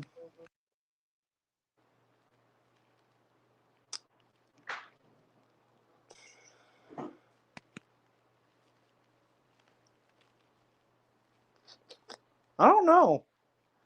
I mean, I'm sure there'll be something that'll come up, and I'll be like, is it or isn't it? But we've hatched a lot of variation, to where I got the quick learning curve on certain things. So I've seen the wide range of a lot of combos already. Nothing's really jumping out at me of anything that gives me a head scratcher, but I haven't done, like, there's some pairings I won't do just to avoid like that pinstripe and spot nose, or OD's one that I love the gene, and I have some stuff with OD, but I hate trying to ID OD. Like, Odie's rough. my hat's off to Ozzy. I mean, I don't ever doubt anything he posts, because it's his gene and he's seen the most of it. But I can't ID OD in some stuff to save my life, unless it's the bam in your face OD. If Oh yeah. it's subtle OD, or it takes that 3rd or 4th shed to kick in. No, but I don't do a ton of stuff with OD. Not that I don't like it. It's just not something that is needed in where I'm going with certain projects right now. Maybe in the future. Yeah. Yeah, I finally have OD in males. So like that pastel sugar OD, and then I got a yellow belly OD. It was a yellow belly gravel, and it fucking Yeah. well, I didn't have to deal with it though. The cool thing about it was its father, that was the yellow belly gravel. VIP morphs proved it to be yellow belly, so then Yeah, you don't have to. but Yeah, I got a yellow belly / gravel female due to lay. Shit, I think Monday or Tuesday. So nice. But I bought her knowing that she was either or. I put her to a confusion yellow belly, so we'll see. Yeah. Oh yeah. Either Those way, I'm good. confusion highways are fucking sick. That's what I'm Or hoping. freeways. No, it'll be highway, but yeah, I'm hoping. I'm Oh, you said hoping gravel. that she proves gravel. Just that way, it'll give me the chance to be able to use her for my Desert Ghost project. So that way, I can take, when I hit an asphalt Desert Ghost male, I can take it to her in the future, or super asphalt Desert Ghost, I should say. That's the goal for that part of that project. Oh yeah, that's the clutch that's get you bite your nails waiting for. Yeah. Well, I was biting my nails. I trusted the breeder 100%. He sold me the animals in Inchy Asphalt Desert Ghost, and he sent me mom's history, sent me the pairing, sent me the previous, where she was produced from. Like, the lineage was gold, like good. But you can fudge history all you want. If you want to make it look like it's an asphalt, you can make it look like it's an asphalt. But I trusted the breeder. But it was just one of those things that's like, before I go and start producing a ton of stuff and selling it as asphalt, I need to be 100% certain. So I put him to the Het Desert Ghost female just to get that ball rolling. And then I put him to an Enchi yellow belly female. And that clutch just hatched a couple weeks ago and we hit our first freeway. So he's good. He can go do all of the asphalt work he wants for me now. Yeah. And then I have a asphalt spark female that should breed next fall. So she's going to get him first to get me super asphalt posset DGs. And then I'll just work it from there. That's what I want. When I can afford it, and it'll probably be a little bit, but super asphalt, super gravel. That's what I need in my life. Take the guesswork out. Yeah. Yeah. I mean, Billy kind of steered me to like, it is a good idea to get, if you get a combo, if you get a 4 gene combo that's yellow belly gravel or yellow belly asphalt, you'll save the money. And, even if it's yellow belly, it's still a profitable animal. Oh, yeah. No, absolutely. So I'm thinking about it, even though I was really heartbroken when that fucking yellow belly gravel OD proved it. Vinny called me up and was like, "I'm really sorry, dude, but I got bad news. I hit ivory." I was like, "No," the one combo none of us ever want to tell somebody we hit, an ivory. You can say I hit a super gravel. You can say I hit a super asphalt, and nobody would be upset. You tell somebody I hit an ivory, and it's like, God, man, so close. Yeah, and it really scares me away. Where I'm like, you know what? Because I don't I love the freeways and highways, but I really hate that feeling of yellow belly gravel. That I think that I would prefer to work with just isolating it and not mixing it. And if I do hit a highway or a freeway with it, because you never know, a snake may have yellow belly in it and you have no fucking idea, I'm gonna go back in the brush. I'm just stepping outside for a minute. I'll go back in the daylight or back into light. Oh, it got dark over there. Well, what is it? It's 9:30 over there, right? Yeah. Yeah, when it does get dark, it gets dark. You guys got wild hogs by you? No, I don't. No, I haven't seen many of those. See, Texas is on my radar, but I want to go where I don't have to go far to hunt wild swine. I'm half Filipino, man. I love my pork. The whole thought that I can kill as many pigs as I want and eat them sounds fucking awesome to me. Yeah, no, I don't know around here of anything.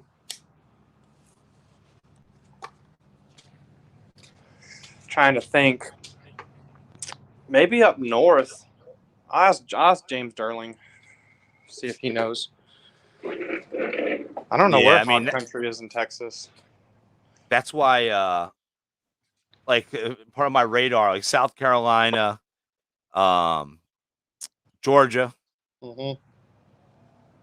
Tennessee, those are all states where I'm like, no winter. Because I'm in upstate New York. We get tons of snow over here. Well, just because it doesn't usually get snow doesn't mean it can't. It's true. You guys got hit with some snow. Yeah, we got destroyed. Oh man, not fun. Don't wish that on anybody. No, it was crazy. It was all at once. Then the fucking grid went to shit. That's what really fucked you guys down there was the power issues. Yeah. I think if and that's just because of the severe cold. I mean, Texas isn't supposed to be an Arctic tundra for 8 days, 9 days. I mean, it was 0 or sub-zero here for 5 or 6 straight days. That's crazy. And I'm not talking with wind chill. I'm talking the thermometer's reading -2 or -1. You add the wind chill and it's -8 or 9. I mean, it's stupid. It was stupid cold. Yeah, we got a few months and we'll be dealing with that before you know it. Yep. That's why I'm ready to leave New York. I am ready. So what other shows do you do other than Arlington? So we just started doing the Herps Amarillo show. So it's about 4 hours to our north is Amarillo. It's close to the New Mexico and Oklahoma border. Oh, wow. So yeah. So you have to travel 4 hours for an expo no matter what. Oh yeah. No matter what, like that's the closest set of expos for us. Because the one that was in Colorado was about 7 hours, I want to say, and then everything else is 7+ or more. Shit. Is that a multi-day expo as well? Yeah.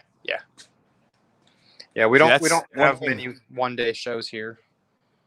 We're opposite in New York. Everything's one day. I've never done a 2-day expo. 2 day. I mean, I could kind of see the plus to a one-day expo, but after doing 2-day expos, so often the people that come and shop or browse, so to speak, on Saturday come back first thing Sunday morning after they go home and think about it, and then they make their Yeah. purchase. So it's like, Oh, yeah. I don't know if I'd be okay going to a one day with that thought in the back of my mind, because then it almost feels like they have to make a decision that day. And some people don't do well that way. I don't know. I've never done one. So They go home, they lose sleep, worrying if it's sold or not. Should I not have done it? Yeah. I mean, I can imagine a one-day show being fun because it's definitely not as expensive to do. It's one less hotel room day, but I don't know. I'm just used to 2-day shows. Yeah. No, there's one that they just started in Rhode Island, but it's a new show. All the shows we do, like, I love Saturday shows. Saturdays are the best because, you know, we drive in, we check into the hotel, we set up the night before, we do the show on Saturday. Then right after the show, we drive home, Right. and then I have Sunday to like fucking decompress from all the shit, because that's it wears me out. And that's why we rarely, like, the nice thing about being able to do the Amarillo show, and it's helped now since we moved, so I'm expecting it'll be a little bit smoother for Arlington too, is before we would have to do half the rat room Thursday and then the other half Monday, which means we're taking Monday off from work. Well, now with the rat room being so much bigger, we can both go in there and crank on it and get it done. We were able to knock the entire rat room out and still load up everything Thursday night. And when we got back Sunday, we didn't have to do anything. We didn't have to play catch up on nothing. Just go check water and food. Yeah.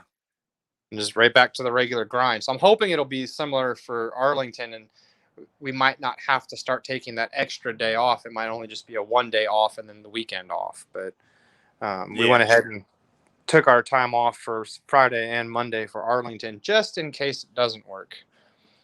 So we'll see. Yeah, see, our rodent day is Monday because garbage pickup is Tuesday.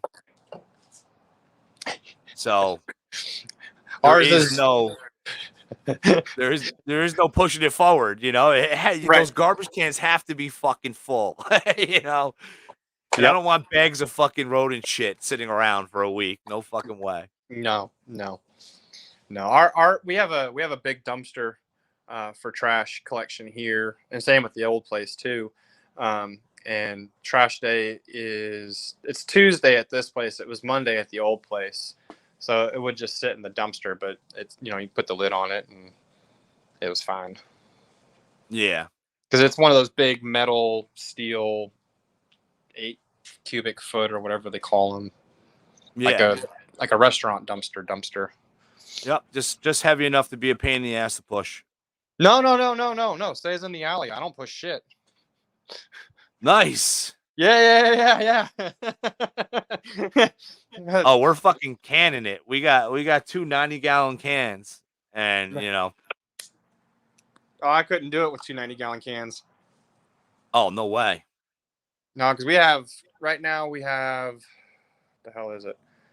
54 colony tubs, 45 maternity tubs, and then 7 grow out bins, 8 grow out bins, and then the 4 mouse bins. So yeah, there's just 120 something ish tubs. There ain't no way. Yeah. Yeah, it's crazy. That's why we're actually looking for a spot, because we're gonna go big and do an actual facility. There's no rodents by me. Like, you can't, No, same like, here. the pet store barely has them, and then if they do have them, it's like $5 for a small rat, you know. Large Oh, rats, $12. shit. Here, if I wasn't breeding my own and I had to go buy, it would be a minimum of a 4-hour round trip drive, or I'd be buying frozen thawed and praying that everything ate on that, which we all know won't and don't. So there's nowhere close to get feeders here. I mean, it's literally the middle of nowhere. Like if I can't produce what I need, I'm in trouble. Like Yeah, same. It's straight up. 2.5 hours for me. And it's fucked up because the breeder is an hour and a half, but he doesn't let anybody pick up. And I'm like, come on, I'll meet you in a parking lot. They're like, nope, can't do Wow. that. I'm like, just meet me at Walmart. Yeah, Like, just bring 2 big black bins full of rats. Meet me in the Walmart parking lot. I mean, I don't know how many people I've met in Walmart parking lots to drop off rats or snakes. Like, that's come my on. spot. That's my spot, Walmart. I'll meet you by the garden center. I'm always the farthest away from the building, garden center side.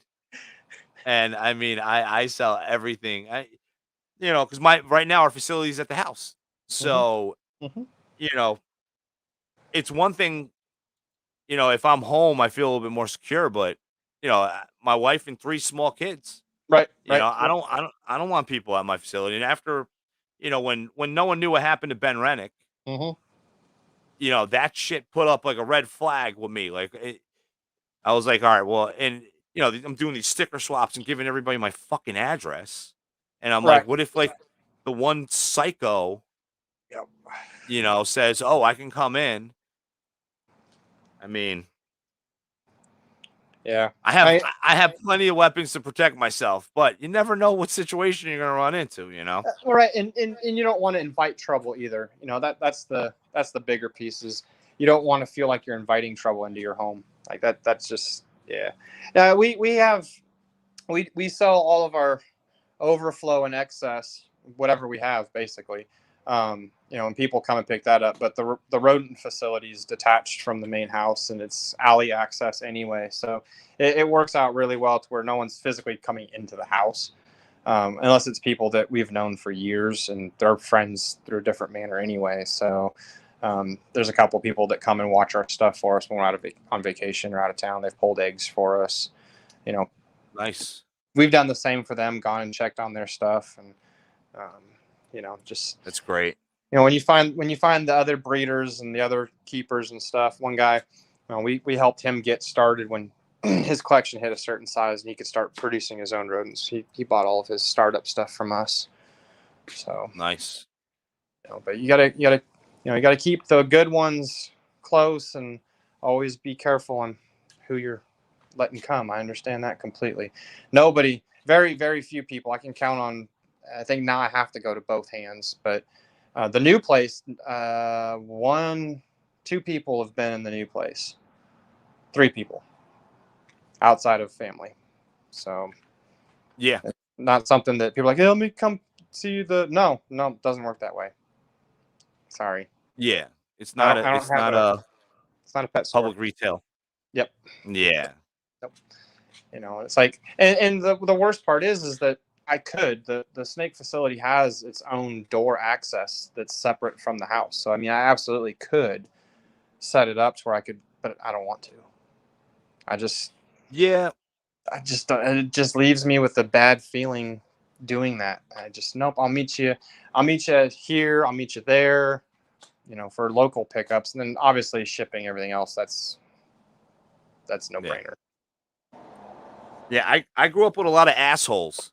So, you invite everybody over and everybody's partying in your backyard and they start breaking shit. Yep.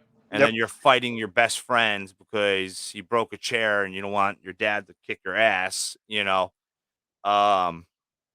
don't know if that's just like stuck in my head, like I just it definitely.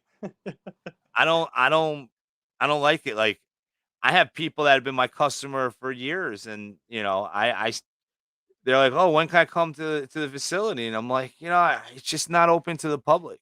Yep. Like it's not set up to be open to the public. It Right. doesn't, It's not designed for that. Yeah. I mean, hopefully one day we'll have a store. And because I actually originally specialized in saltwater aquariums. Oh, okay. Yeah, I was really big in saltwater aquariums until baby number 3 was on the way. So our 500-gallon saltwater reef setup had to go so the little baby can move in because I couldn't justify a $600 electric bill every month, Yep. with the third mouth to feed. But we want to do a pet store. I breed everything. I can't help it. I'm just I don't know. We do mice, ASFs, rats, rabbits, ball pythons, blood pythons, red-tailed boas, crested geckos, gargoyle geckos, leechies, tokays, mourning geckos, isopods, roaches, fucking everything. Like We- roaches. I don't know why. I have 3 species of roaches. I just breed them for fun. Don't know.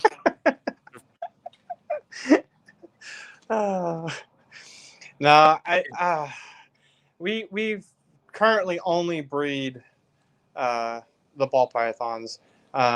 We have a female granite Burmese. She's also 66% het albino. We'll probably end up breeding her. We'll buy a male at some point and probably another female just because when she's breeding and goes gravid, it'll suck to not be able to pull out a big female. So we'll probably eventually dabble in that. I do want to add red tails or shorties or bloods, whatever you want to call them, at some point, just so I have something once they're adults, females. They'll both be females. It'll be 2. Just so I have something to feed jumbo rats too. When breeders go kaputski and their time to retire, it always breaks my heart. I'm like, man, you guys have worked your ass off for me, and circle of life. I'd rather feed it to something than to just have it die out or have to cull it and then nothing, just goes by the wayside. You got to find a. So I got an outlet for my retired breeders. I retire 100 and about 160 breeders a year. Yep. Because I have it like down to a system. I feel like rats give you like 4 really good litters, right? The first 2 litters, well, the first one's hit or miss whether it's going to be great. Second one, they're figuring it out, and then all of a sudden, 3, 4, 5, and 6 is like mint. So when I build colonies, I have cards. So even though I'm moving the tubs, I can just Velcro them onto each one. And I transfer the card, so it has the dates, and as soon as they're producing for 6 months, then that's it. Then they get called and they get replaced. So I'm at maximum amount of productivity in this limited amount of space that I have. But I got a boa guy that it's great. I meet him in New Hampshire because he's in Maine. I go to New Hampshire. He buys 200 rats right off the bat. The show and hotel and gas is already paid for because he takes all my retired breeder rats. Yep. Because even the boas, the boas, when they go off of food or when they're getting close to dropping their litter, I only have 1 breeder female, but she's still not going to eat for 4 months, 5 months. Right. Yep. And the Yep. blood pythons, you know, I got a pair of them. I got a really nice pair of them. But the blood pythons, you can't even feed them like No. large rodents because they Yeah, get they'll- obese like out of Yeah. nowhere. Yep. But hopefully that's why when I go to a state that's allowed, I definitely want to retic. Yeah. Yeah. No, we chose Berm over retic just out of we knew the breeder. We knew the breeder. We knew the both animals, the male and the female parents. Mom is just amazing. Just she is so freaking cool, and our girl's just like her mom, like in personality, disposition. She took the tap training beautifully. Like I won't go in her Viv, no, but I'll pull her out any day of the week, and I don't have to wrestle her. I don't have to fight it. I tap her once or twice, and pull her out. She knows it's not feeding time. Yeah. Oh yeah. She is the sweetest damn snake I have ever had in my life. Like she can come like now that we have the bigger place and the weather's starting to cool down a little bit. I'm really excited to let her actually be able to get out and stretch in the backyard. I mean, she's in a 3x8 right now, so it's not like she's crammed for space, but just being able to let a big snake come out and stretch and go do big snake stuff, for lack of a better terminology. Yeah. I'm so looking forward to having her out in the backyard for an hour, 45 minutes, whatever, to just stretch out, get some sun now that it's not scorching hot out as bad. Next month, it'll be really fun. I'll probably be able to do some videos, and there'll definitely be lots of pictures because it'll be the first time I've been able to do that with her. Because before she was at that size where, because she was like 6-7 feet last year, now she's over 10. So now it's easier to control her. You know, it's like she's not going to move that fast. When they're smaller like that, they still got some speed to them. But now she's probably close to 30 pounds. She's not going anywhere fast. I don't have to worry about her zipping over the wall or something. Yeah, you all of a sudden you turn your head, you're looking for your cigarettes, and then all of a sudden, oh fuck, where's the snake? Yeah, then the neighbor's dog goes missing. Yeah. That's my worst reptile bite. It's from a berm. Really? Oh, it was horrible. It was horrible. It was a probably 11-foot female albino. Yep. I was managing the reptile department, well, the small animals and fish department in a pet store. I was like 19 years old. And the good days. You know, the old school, you know, pet store displays where it's like a 90-gallon tank and the whole thing slides out. Yeah. So that's what we had her in. And this thing was so trained. It was so good. You open the screen on the side and she would just climb right out and you would just put your arm up and then, you know, pull her out. You know, she was like golden.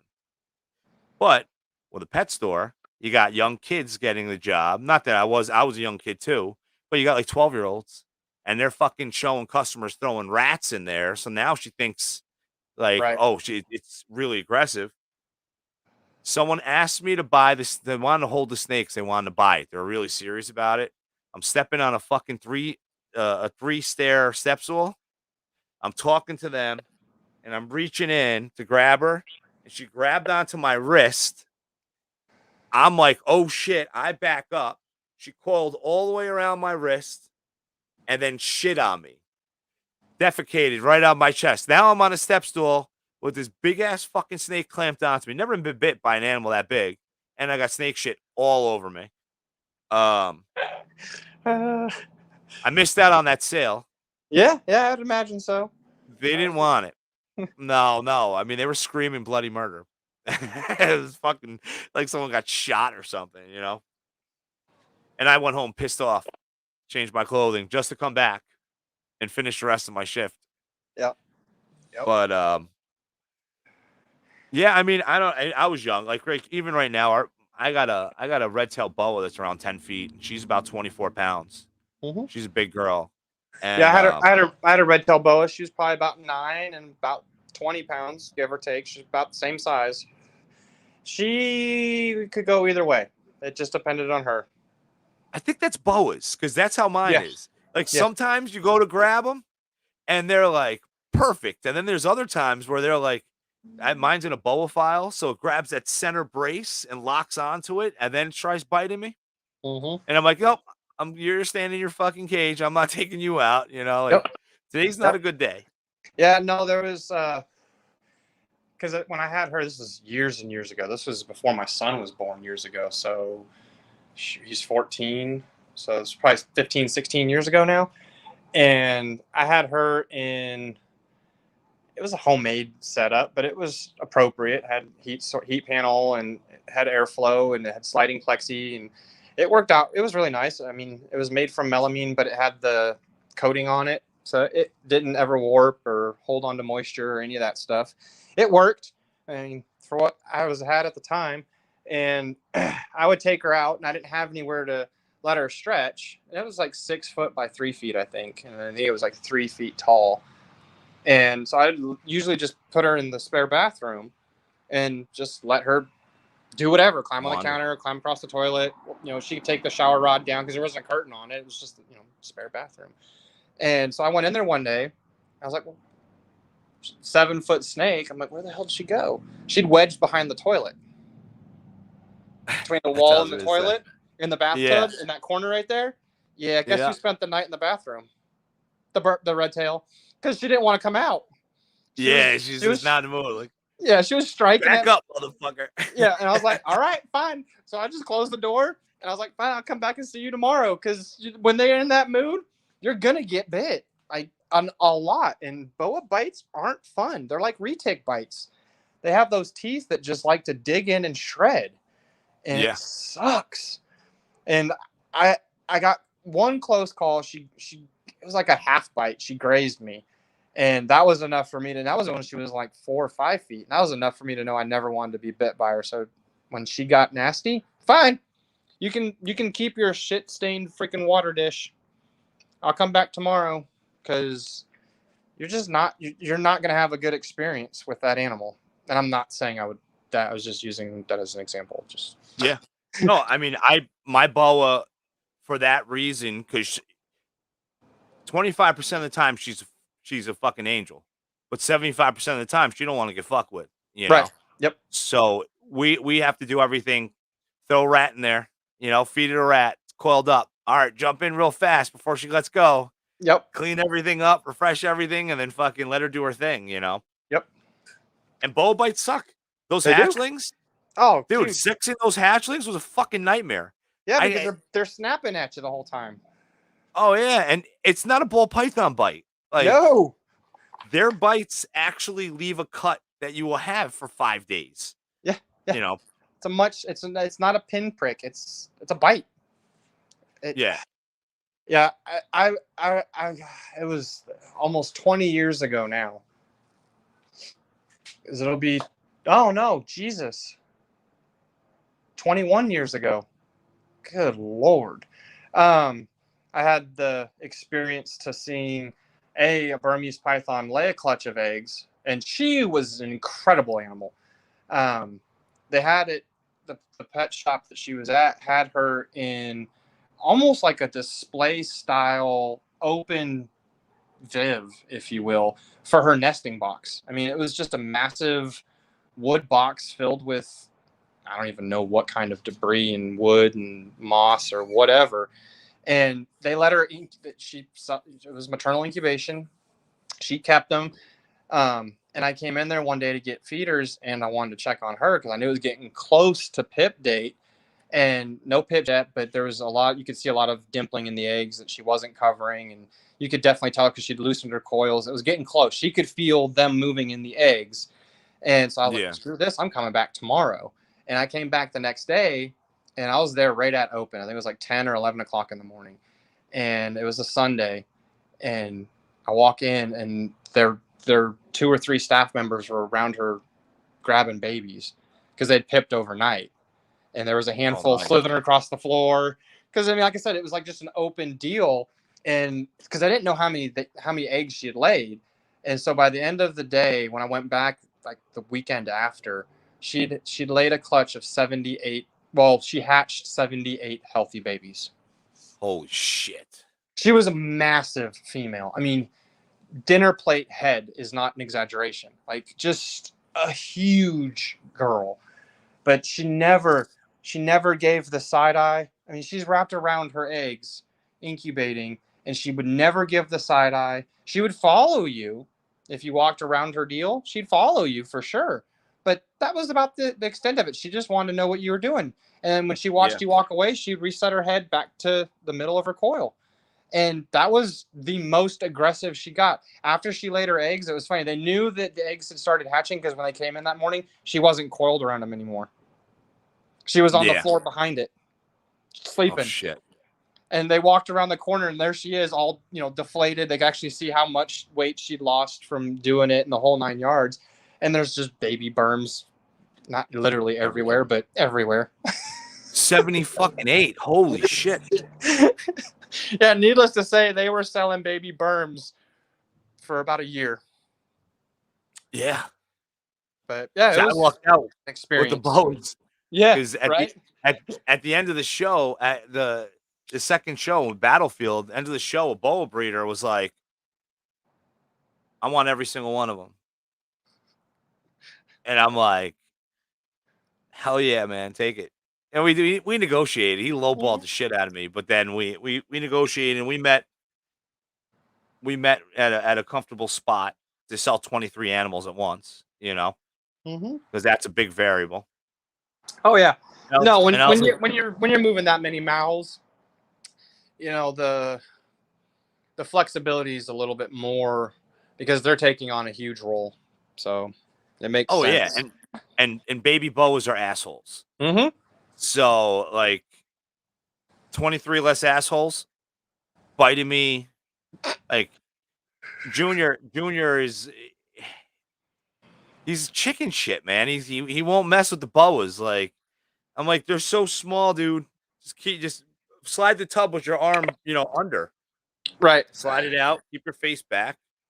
Keep a hook nearby. So if it does jump out at you, you just grab the hook and put it back in the tub. Nope, he won't fill the waters. I got to do him. So I was like, shit, I need to get, I took it and ran, Yeah. Yeah. Mm-hmm. But it opened my eyes. Like, and then now I got the blood pythons and my female blood python. So I got a T positive albino female and a matrix het T positive male. Dude, the fucking male, nasty snake. And my buddy that got it, he got it in a group deal, and then we worked out a deal, and I got the pair. He's like, oh, they're both really nice, this and that. Well, she was nice until she settled in. I mean, he was nice till he settled in. Oh, all the blood people are like, oh, you roll them, right? Like how like when you roll a ball python so that she drops her eggs if she's late, just roll them and they're fine. I roll this boa, its head flips, and then all of a sudden it just right on target, ready to just go at you, Like, I am so fucked when this thing is an adult, I mean, not fucked, but yeah. It's one thing when you feed frozen thawed and they rip a rat, and it's another thing when you feed alive and they rip a rat. You're like, oh, don't bite me, please. It's crazy. Don't bite me, please. So you think you said earlier, what you have like 10 more clutches you think they're due? Well, I know I've got let's see here, 1, 2, 3. Cool. All right, my phone's dying. 3, 4, 5 probably for like I got 3 for sure coming, and then 2 more that are most likely going to go, just waiting on a little bit more growth. And then we've got another 5 that are showing, I think 1 ovulated. I think I missed it. I think she's actually going into prelay shed right now. So, and then there's 2 more that are showing good signs of growth. So I think probably we'll end up close to 40 clutches for the year.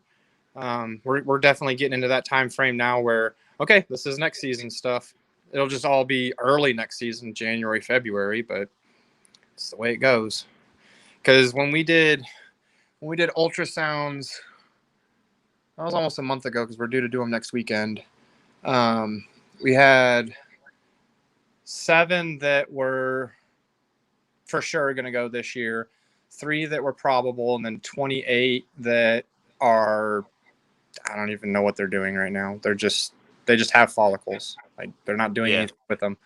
Like they're that size that drives you through the loophole of, should I try pairing to see if that'll help? Even though most often it doesn't matter, the female's going to control it anyway to a degree. They're all like that 8 to 12 range. They have them. You know, there's just nothing. There's nothing set in stone at that size. Once they break 20, really once they break 25, but once they break 20, it's 80%. Once they break 25, it jumps to like 95% likelihood of a clutch. I've only had 1 or 2 females go over 25, either absorb or lay a clutch of slugs. Usually anytime, and I'm taking out first-time male clutches from that number, because anytime I've done a first-time male, I don't ever hope for a clutch. I just try for a clutch, see what happens. First-time males can be hit or miss. First-time females can be hit or miss. And when they're both first-timers, you just wait and see what happens. Yeah. Which is, you know, that's part of the growing pains to all of it, you know, is at some point we all have a group or a majority of our group that's first-timers. And if we're upgrading males every year or two, almost all of our males are constantly going to be new or partially new. Jesus. That's what I get. Yeah. Yeah, the rookies scare me, you know, because you get those rookies that some of them are like fucking shoot a bullseye every time, and then other ones are like, yeah, you get those 1 males where you barely get 2 pairings in, so you're literally at 45 days of breeding on that female, maybe 60, depending on when you look at her follicles from the first to the second time or the third time. And she's almost done. Like, you don't even need a third lock. You're like, okay, I'm going to see if she'll take a third lock, because that male's done so much work. We have a handful of males that are literally, like, they're nicknamed bulletproof. Like, you just put them in with a female, and even if it's the very end of the clutch, like end of her follicle size, first male's not doing it, that second male will not only seal the clutch, but you won't have a huge or a higher rate of slugs with those males. They'll drop enough sperm on 1 lock to secure a clutch. And it's like, and it's nice to have those guys kind of like in your back pocket for, okay, well, male 1's not doing anything. We're at that point of no return. If we don't pair male to this female's going to start absorbing, and then she's done. And it's like, oh, we'll just throw this male in. This will be a great hold back clutch too. And 90 days later, she's wrapped around 7 good eggs, 1 slug. And he had 1 lock. yeah, that's my clown head orange ghost. It's a clown thing, man. I swear it's a clown thing. One of the bulletproof boys, fire clown. He has never once had a slug clutch, not once. Even his first clutch when he was just a young dude. Our super chocolate butter ghost, he's finished off females and perfect. He's batting 100% on every female he's paired to. Super chocolate butter ghost. Yeah, he's been a very busy boy for us. He's literally 60-70% of our backbone of any of our ghost stuff. Does he eat through breeding season? He has never refused a meal. Oh fuck. Yeah. He will. I can put him in. He'll lock up. He'll let go. I'll put him back in his tub. I can come back that minute later and offer him, and he'll eat. That's great. Most of the time, he's sitting there waiting for it. Like, okay, I did my job. Now feed me. I never have issues with males, going off food until like the end of the season. Yeah. For some reason, it's like all of the pheromones in the air from all of the females breeding certain males it just does their brain in, and they just can't come out of it. We've had a handful of males just go full stupid. That's this year, man. 75% of my males Jeez. off fucking food, and then it's like, yeah, it's fine. You do one round of pairing with 4 females for this month. And then next month you do another round and you're like, they better take, because it can't go 3 months. It's with all the breeding and no food, then you start getting nervous, and especially when it's an expensive male, you're like, oh fuck, man. Like, you just started the race. Yeah, and that, the price tag's really irrelevant. Any male that you have hopes of breeding, you don't want him to crap out on you year one. And if you want to breed that male, most likely you've got year 2 already lined up with what you've held back or what you've purchased to possibly go with that male. It could be something just simple. You don't want to lose that. I mean, imagine if it's just a desert ghost male. You don't want to lose that. Yeah. You can't move that's that mine. around. That's the one that gave me so much shit. Oh, really? Oh yeah. I shoved them right into a small fucking tub. Yep. Offered him an adult ASF, and I got him back on food, and I was like, all right, well, now I got the ultrasound. Right. Because I was like, that's why I bought the ultrasound. I wasn't going to buy one.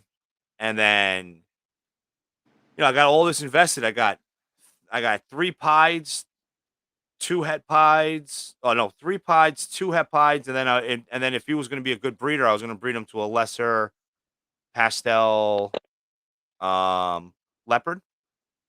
Mm-hmm. But the initial pairing was 3 females or 4 females. Right. And then he went off food. Yep. And I'm like, well, I guess I'm not introducing these other females. If he's fucking stressed out and not eating from 4, how the fuck am I going to get the other 2, maybe 3? Yeah. So that's where I was like, you know what? I bit the bullet. I did it. I had the sales to afford the machine, and I didn't get the fancy one. I got the little one that's like $850. Yeah. I know Nerd uses it. If it's good enough for Kevin McCurley, it's good enough for any of us. It's good for me too. I'm not. Yep. But I'm at the learning process. I'm not gonna lie. Like, I've only had this thing for like 3 months now, or 2 months, and for some reason I couldn't find anything. I was having issues with finding follicles that were between 20 and 30. And then I was also having issues with. I couldn't even check eggs post ovulation. Yeah. Wow. But luckily, I was on Billy's podcast and I was telling him about the nightmare and all that. And he was like, we're going to video chat 8 a.m. tomorrow morning. And fucking 8 a.m. had me on the video chat, and he showed me on his and explained to me exactly how to do it. And him and Austin walked me through on everything. And I ultrasound that night, and I had like 50% more success, but still 50% failure, I would say. But when me and my son did it 2 nights ago, oh, it was on, man. I was fucking seeing everything. I mean, as soon as I put the probe on the snake, it's like right at the gallbladder. Like, not even like, okay, where's the gallbladder? No, Right. Fucking bam, catching the end of the gallbladder. There's the follicles, and Yep. But it's funky. There's such a crazy learning curve, even like even when the follicles are like, because they're so high, and then when they start dropping, Right. and then they go from being black to being white. So when that transition changes where they're gray instead of being black, that's also really fucking hard. And you're kind of like, got to train your brain to recognize the creases on the snake, the line, the outline. Right. And I feel a lot better. I do look forward to doing the ultrasound. I did discover like one girl that I only have 2 locks with, and it's an important clutch. It's an orange ghost het clown to a clown het orange ghost. Yep. I had 2 locks, and then it was like time to get her to lock. I was like, I think it's time. I think it's time. And then all of a sudden, I hit it 32 millimeter follicles. I'm like, oh fuck, slam that male in there right now, like.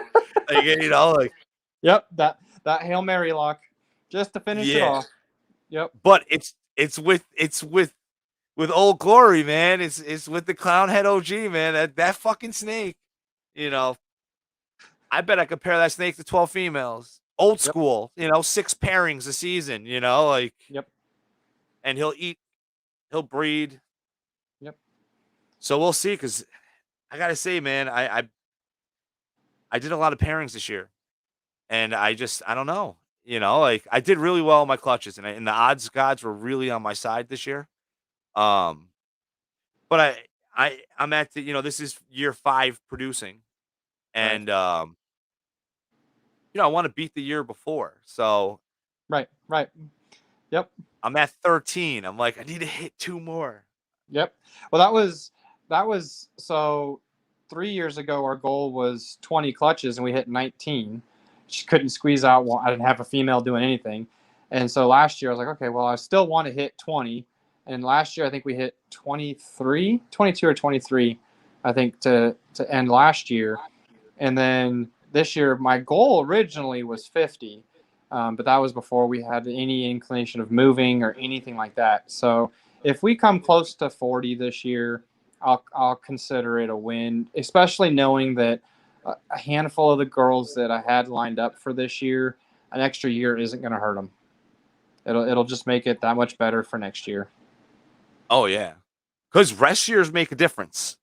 Yep. I mean, I don't specifically do rest years. I do rest years if the female doesn't get back on food fast, or Right.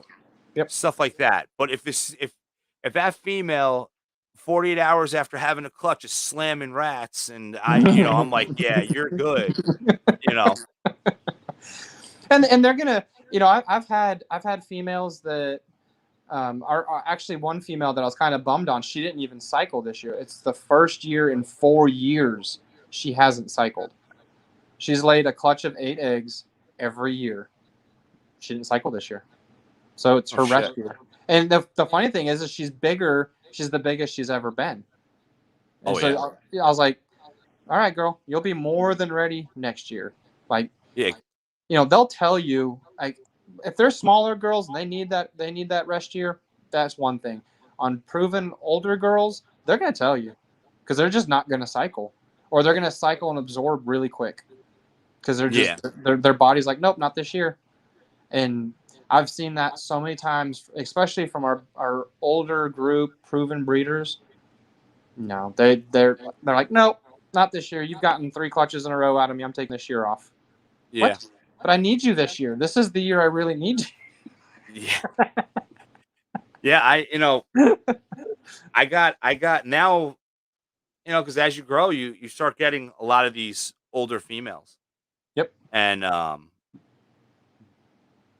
the same time, it's like, holy shit, when you have a 7-year-old, 8-year-old snake take the year off, that next year it's like, oh my God, when did you hit 4,000 grams? Right. It's like, right. holy shit. Yep. Yeah, we've got, I don't know, 15, 16, 17. It's probably close to 20 that are, if not 10, 9, but they're 10 or older. And they're all 28 to 4,000 grams. Every gram of them. We got a couple that are over 4,000. We got one that's over 5,000. She is a freaking tank. But yeah, that's where the rest years, they pack on the weight. Yeah. And that's one of those things, like, because my collection's young, so when someone doesn't take, I'm like, whatever. You know what? Next year, maybe you would have given me 5 this year. Next year, maybe you'll be giving me 8. Like, I've had a first time. It was one of the first females that we produced, and her first clutch, she laid 3 good eggs and 2 slugs. I was like, oh, but first time male, first time female, so that's the way it is. She took the next year off. I was really bummed. I was like, man, no way. You only gave me 3 eggs your first year, and you're already taking a year off. The next year, she laid 11 eggs. oh shit, that's my record. Is 11. That's the And I'm biggest like- clutch I've ever had. I'm like, oh, okay, never mind. I'm not mad anymore. But I mean, I think she's built very similar to her mom, which I still have, which is the one that's like 5,500 grams. She's laid one clutch of 13, and then every other clutch has been 12. 12's been her smallest clutch. It's And crazy. the funny thing is since she stopped making it well, she only did 113, but every clutch she does now are just bigger eggs. Her last clutch, the smallest baby, was 90 grams Oh, that's amazing. hatched. The biggest was 109 It's out of crazy. the egg. It was taking pups, like 22-gram pups, day one. Amazing. Lindsay Noble from Noble Reptiles bought one of her offspring last year, and she's 1,300 grams, and she's just over a year old. Yeah, those I are was like, the. I was like, she's got mama's DNA. I got one snake that did that. My stinger bee. She was at 1 year. She was already around 1,200 grams. At a year and a half, she was at 1,800 grams, and her first clutch, under 2 years old, was 10 eggs. Jesus. Yeah, yeah, Golly. Where do they put them sometimes? Like, I just don't get it. yeah. Because some of them, when they lay, it's like you think that there's fucking something stuck inside. You know, you're Right. like they still have meat on them, and then the other ones, you're like, holy fuck. Yeah. Like this thing is like straight up inside out, you know? Yeah. You Like I don't go even to have to palpate. no, you just look and you can see the spine from their belly. You're like, A tunnel. yeah, yeah. They go to take Yeah. that deep inhale breath, and it just all of their skin sticks to their spine. You're like, okay, note to self, you need a lot of food. Yeah. Please eat. Please eat. Please eat. I've found that on those females, it's like 70-30. 70% of them know they need it, and they come back really quick. That 30% are the ones that will make you just cringe every time you offer them they don't feed, because you're like, please just eat something. Like, you Yeah. have nothing left to you have no fat reserves to rely on. You need food. Oh, That happened. That's with my pastel OD. You know, she gave me a clutch last year, a late clutch. And it took her 4 months before she took her first meal after dropping eggs. yeah, it don't matter what And you do. Some of them are just going to wait until theoretically the baby should have hatched maternally. yeah. Their instincts is And so strong. she's still now she was an amazing eater. She's every other meal now. Every other God. meal she'll take, you know. And I'm like, so she's she clearly rested for 2021. And I'm like, I think I'm not even going to be able to pair her up until, late 2022. Yeah. Yep. But it happens. I mean, and Yep. it happens to snakes that you're like, yes, I need this one to breed. Yeah. My Yep. black pastel double het clown hypo, slugged out last year. Ugh. Slugged out. I wanted to fucking cry on that clutch because that was I'm like, I'm finally gonna hit a hypo clown, and slugs out. Same thing. She didn't eat. She didn't eat for like 6 months. I was about to assist feed her. Yeah. And then I was like, and then I put her in a small tub, because at that point she's already lost a lot of weight. Yeah. So I was Yeah. like, fuck it, you're going in a VE11. Cram that bitch in there. Drop a small rat. 48 hours later, she's back on food. And she really recovered. She's back into a 28 quart and eating, and I even paired her up. Her follicles are she's at that tipping point. Her follicles are like 15 millimeters. So I'm like, okay, we got something. It may happen, Yep. Yep. but I sure fucking hope so. Maybe I'll finally hit my clown male, black pastel clown hypo male. That sounds pretty nice. Yeah. Yeah. I wouldn't be upset with that. Yeah, I mean, we'll see.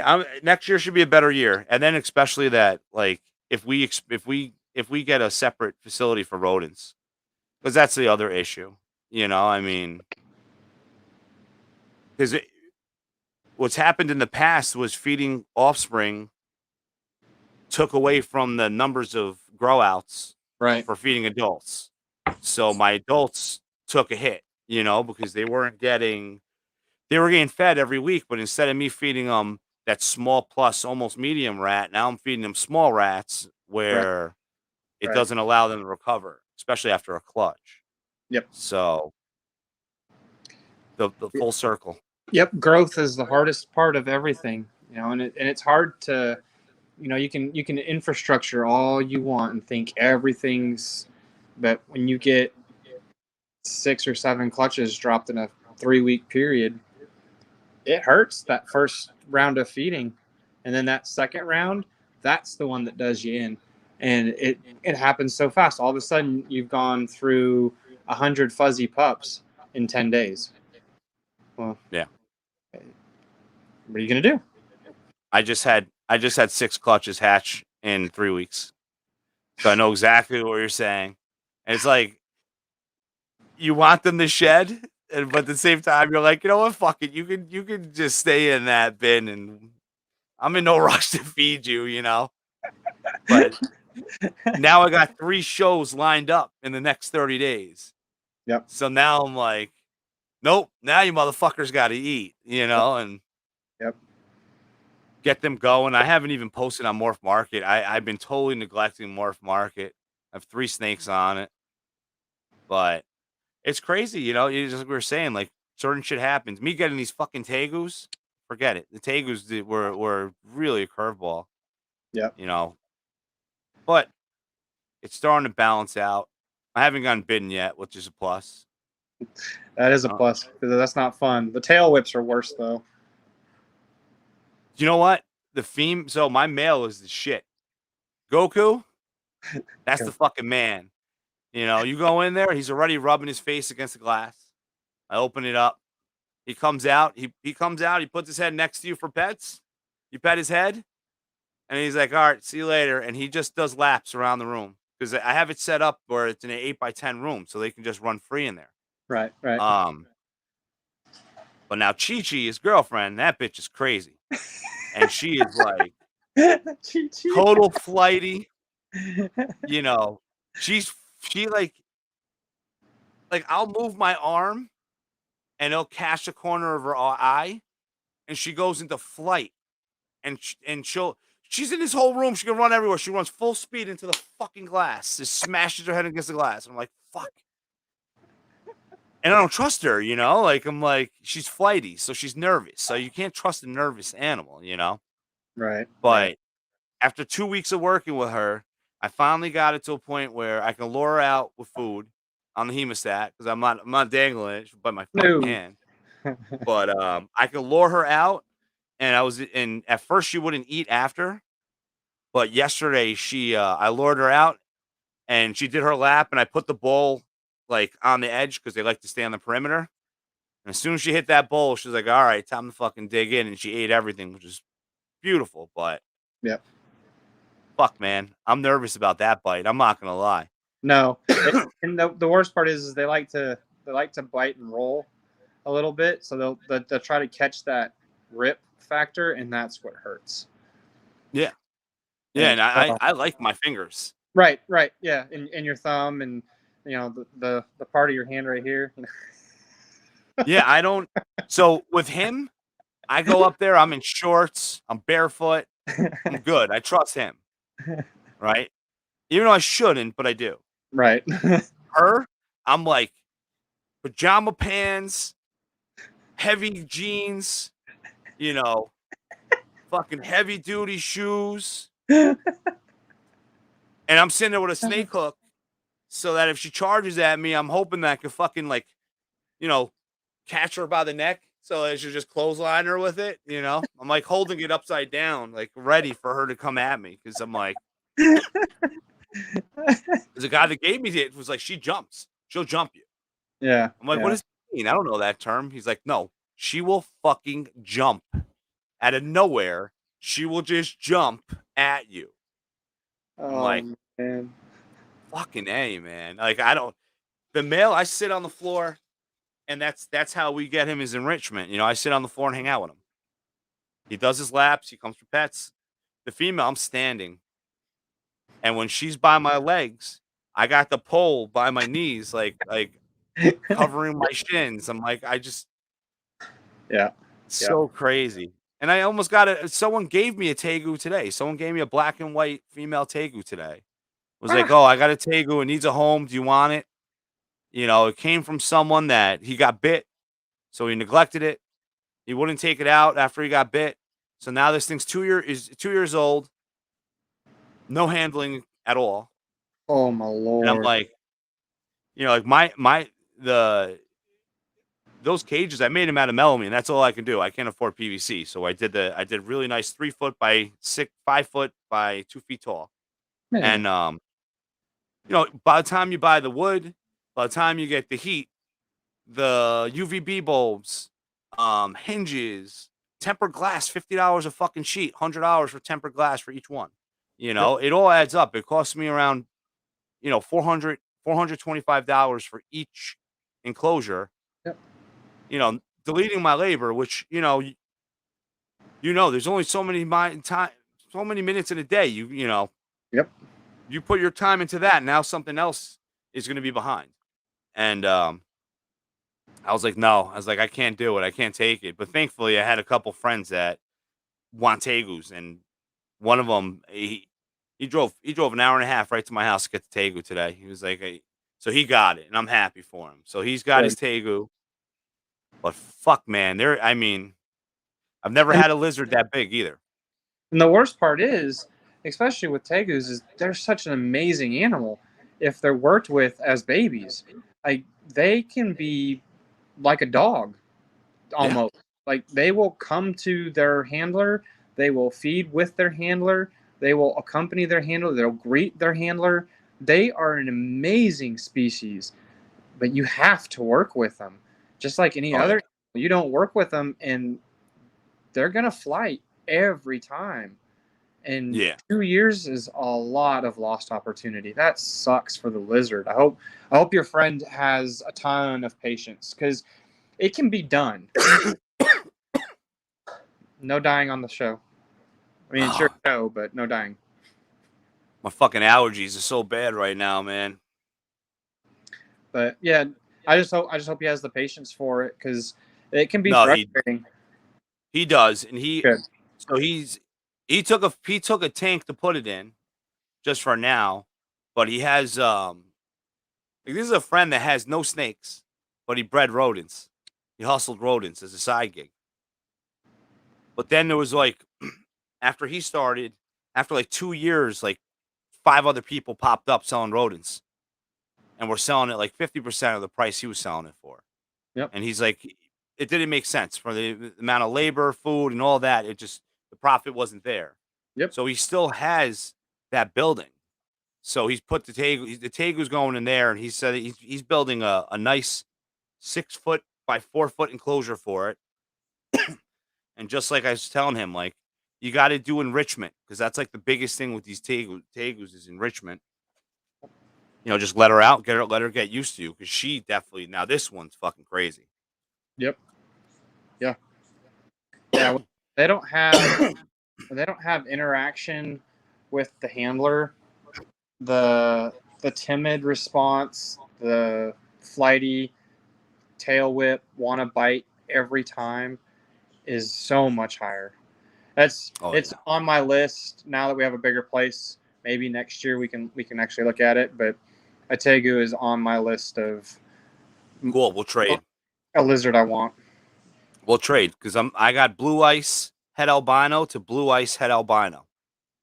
Gonna get me in trouble, you know that, right? It's fine. It'll work out, because then I can get a badass snake from you. We could just, you know, we'll just ship it to each other and it's done. I mean, I paired them up already. Nice. I already paired them up. Because they're 4.5 feet. Yeah. But he's a rookie. It's crazy. You know, the tegu's got like massive penises. Yeah. I had no idea until I was breeding them, and I'm like, so she finally submitted, and he did his back scratch, and then she flipped, and I'm like, Dude, it's so funny. I'm like on my fucking hands and knees trying to look at this shit, right? And all of a sudden, I'm like, "Oh fuck! I see his dick. It's out. It's out." I'm telling my wife, and then all of a sudden I look and I'm like, "But that's her cloaca." So then now I'm like getting up. I'm looking on another angle, and I look on the other angle. That boy's dick was around her leg and up her back. His fucking his Crayola large jumbo marker was sitting on her back, and I'm going to myself, "Holy fuck! You totally missed." And holy shit, man, this guy's more hung than me. I was like, "What the fuck?" It's crazy. Couldn't believe it. Also, I was like just freaking out. I'm like, because their dick looks like uncircumcised. It looked like a marker looking at the top. It got like a little ring on the out. I'm like, holy fuck, man. Couldn't believe it went around her leg and on her back. So he put that bad boy away, and then she wasn't having it. You know, he was trying, and she was like, "No, you failed. You missed your chance, dude." Like, breeding tegus is fucked up, man, because they kick each other's asses. You know. Yeah, most lizards are extremely savage when it comes to breeding. Usually the male holds the female down. There's usually a lot of biting involved, and yep. Yeah, I mean the female has to submit. Yyep. So it One was way or literally the other. 10 minutes. Yeah, it was 10 minutes of him like biting her leg, biting her other leg, biting her side of her head, her turning back, them fucking biting each other in the face. And I'm like, I got Rodriguez Reptiles on the line. He's a Tegu breeder, and he's on the phone with me because I'm freaking the fuck out. I'm like, dude, what the fuck? And he's like, no, it's fine. It's fine. He'll eventually scratch her back and she'll flip. And holy shit, man, 10 minutes of a fucking fight. And she finally gave in. But then since he was a fucking rookie, trying to give her a back massage. Fucking crazy. She was afraid of it. That's what it was. So, but you know what, man? We'll see if I get a clutch this year. If not, when they wake up, it may be perfect timing. Yeah. Then I can get something fancy from you. Yeah, hopefully you get some, man, because oh man, I'd love to see Tegus hatch. Like that'd be too cool. Tiki Geckos has the best fucking Tegu hatches videos. You ever see them? Their videos? Mm-mm. Oh, he's like, okay, it's time to hatch the the Tegus. Grabs them, holds them, pets them. Oh yeah, Fucking pets them. All of a sudden they're like, bloop, pop out. Yep. No, I have seen some of those. Oh my god, I can't wait for that. But I can wait for pulling eggs. Oh yeah. Especially if she's still a little flighty. Oh yeah, I don't even know what I'm gonna do. I've been trying to figure it out in my head. So I'm like, I think what I'll do is I'll get a big bin, and then I'll put the male in a bin, right? And then I'll keep his enclosure open because they're in front of each other, facing with double doors. Then I'll open it out and I'll lure her out with food, and drag her to his cage, so I could close that shit and then go in and get the eggs. Because hopefully she falls for it. I sure fucking hope so. I mean, I've heard, I'm hearing like all the shit that was not told to me before I was, because I had like 1 week to figure this shit out. That was it. 1 week. Okay, I'm coming to your house. I'm coming to your house at 1 o'clock in the morning, too. So I was like, holy shit. And yeah, I didn't know that even when they brumate, when they wake up, they can be totally different animals. Oh wow. Yeah, typically the females. Well, maybe she'll wake up better. I hope so. Maybe she'll wake up on the right side of the bed. Holy fuck! Like I said, man, she gets me so fucking nervous. She's so big too, you know. Like, I'm used to getting bit by like the leeches bite me, the tokay bites me, the forget about the baby fucking boas. Like, and ball pythons, that bite is just bullshit. Yeah. Only yeah. unless the tooth gets stuck in your skin. That's Right, the only time yeah. a ball python bite sucks. Yeah. And that's usually just more aggravating and annoying than pain. Because you'll hit it just the right way and it'll bounce off a nerve or something and it'll send a shock up your finger. You're like, oh, there's a tooth there. I had one in the crease over here Yeah. Yep. because I didn't realize I I forgot I put the male in with the female. So now I'm going to feed and I got the rat in one hand and I'm pulling the tub and I'm like, oh fuck, there's a male in there. And I go to close it and she caught me right there and I pulled my hand back. I had like 3 teeth in my finger. It's always I didn't realize teeth. you're supposed to take them out until I was watching Billy's podcast and he was talking about how like someone got really sick from a tooth in their skin. And Yeah. I'm like, I've had a tooth in my skin for 2 months. And Billy's like, you better get some fucking scissors and cut that shit out. Billy and his goddamn scissors. Dude, I fucking cut them things out, man. I bought like the cuticle clippers. Yep. Cut that shit. Because I was hoping that because I've gotten teeth in my skin plenty of times, you know. Oh yeah. And usually, you know, your body rejects this foreign object. Yep. But it wasn't. It was just building skin around it. And then if I cut the skin and then it was deep in there, 3 of them. And the only reason why I know it was 3 is because I was taking them out one by one, days at a time. You know, because I'm like, oh, I finally got it. And I push it. I'm like, fuck, there's something still in there. And then 2 days later, it's like ready to pull. So, yeah, that female, I don't even fuck with. She's just one of the few evil ball pythons in my collection. We've got 5, I want to say. Most of them all from a really dickhead male, so genetics are more than skin deep.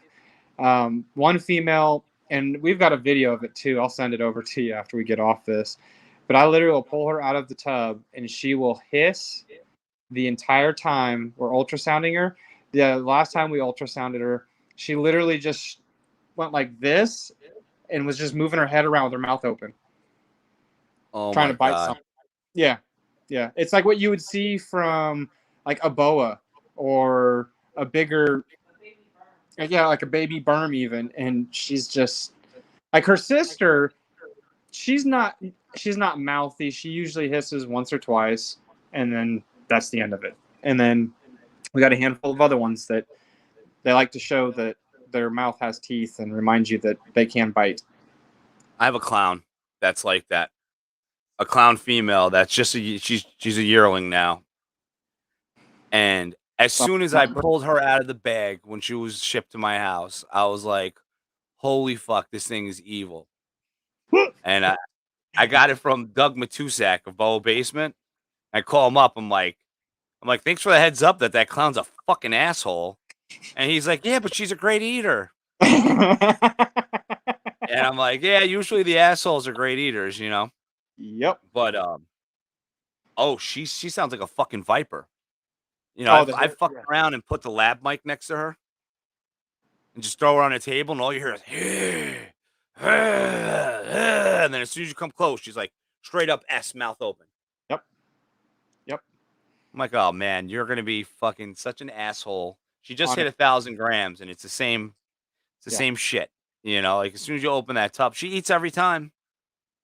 Yep. But I hope she don't turn into a 5,000 gram, 4,000 gram snake. Hopefully, she's one of those females that stay like around 2,000, 2,500 for the rest of her life. Because getting one of those 35, 4,000 gram monsters, and they don't want to back down. They're not going to. Not at that size. We have she's probably about 3,000 grams, 2,500 maybe. And she's a NG Spider Vanilla, and it's a combo effect. She does have a little bit of a wobble, so I think that plays a role into it.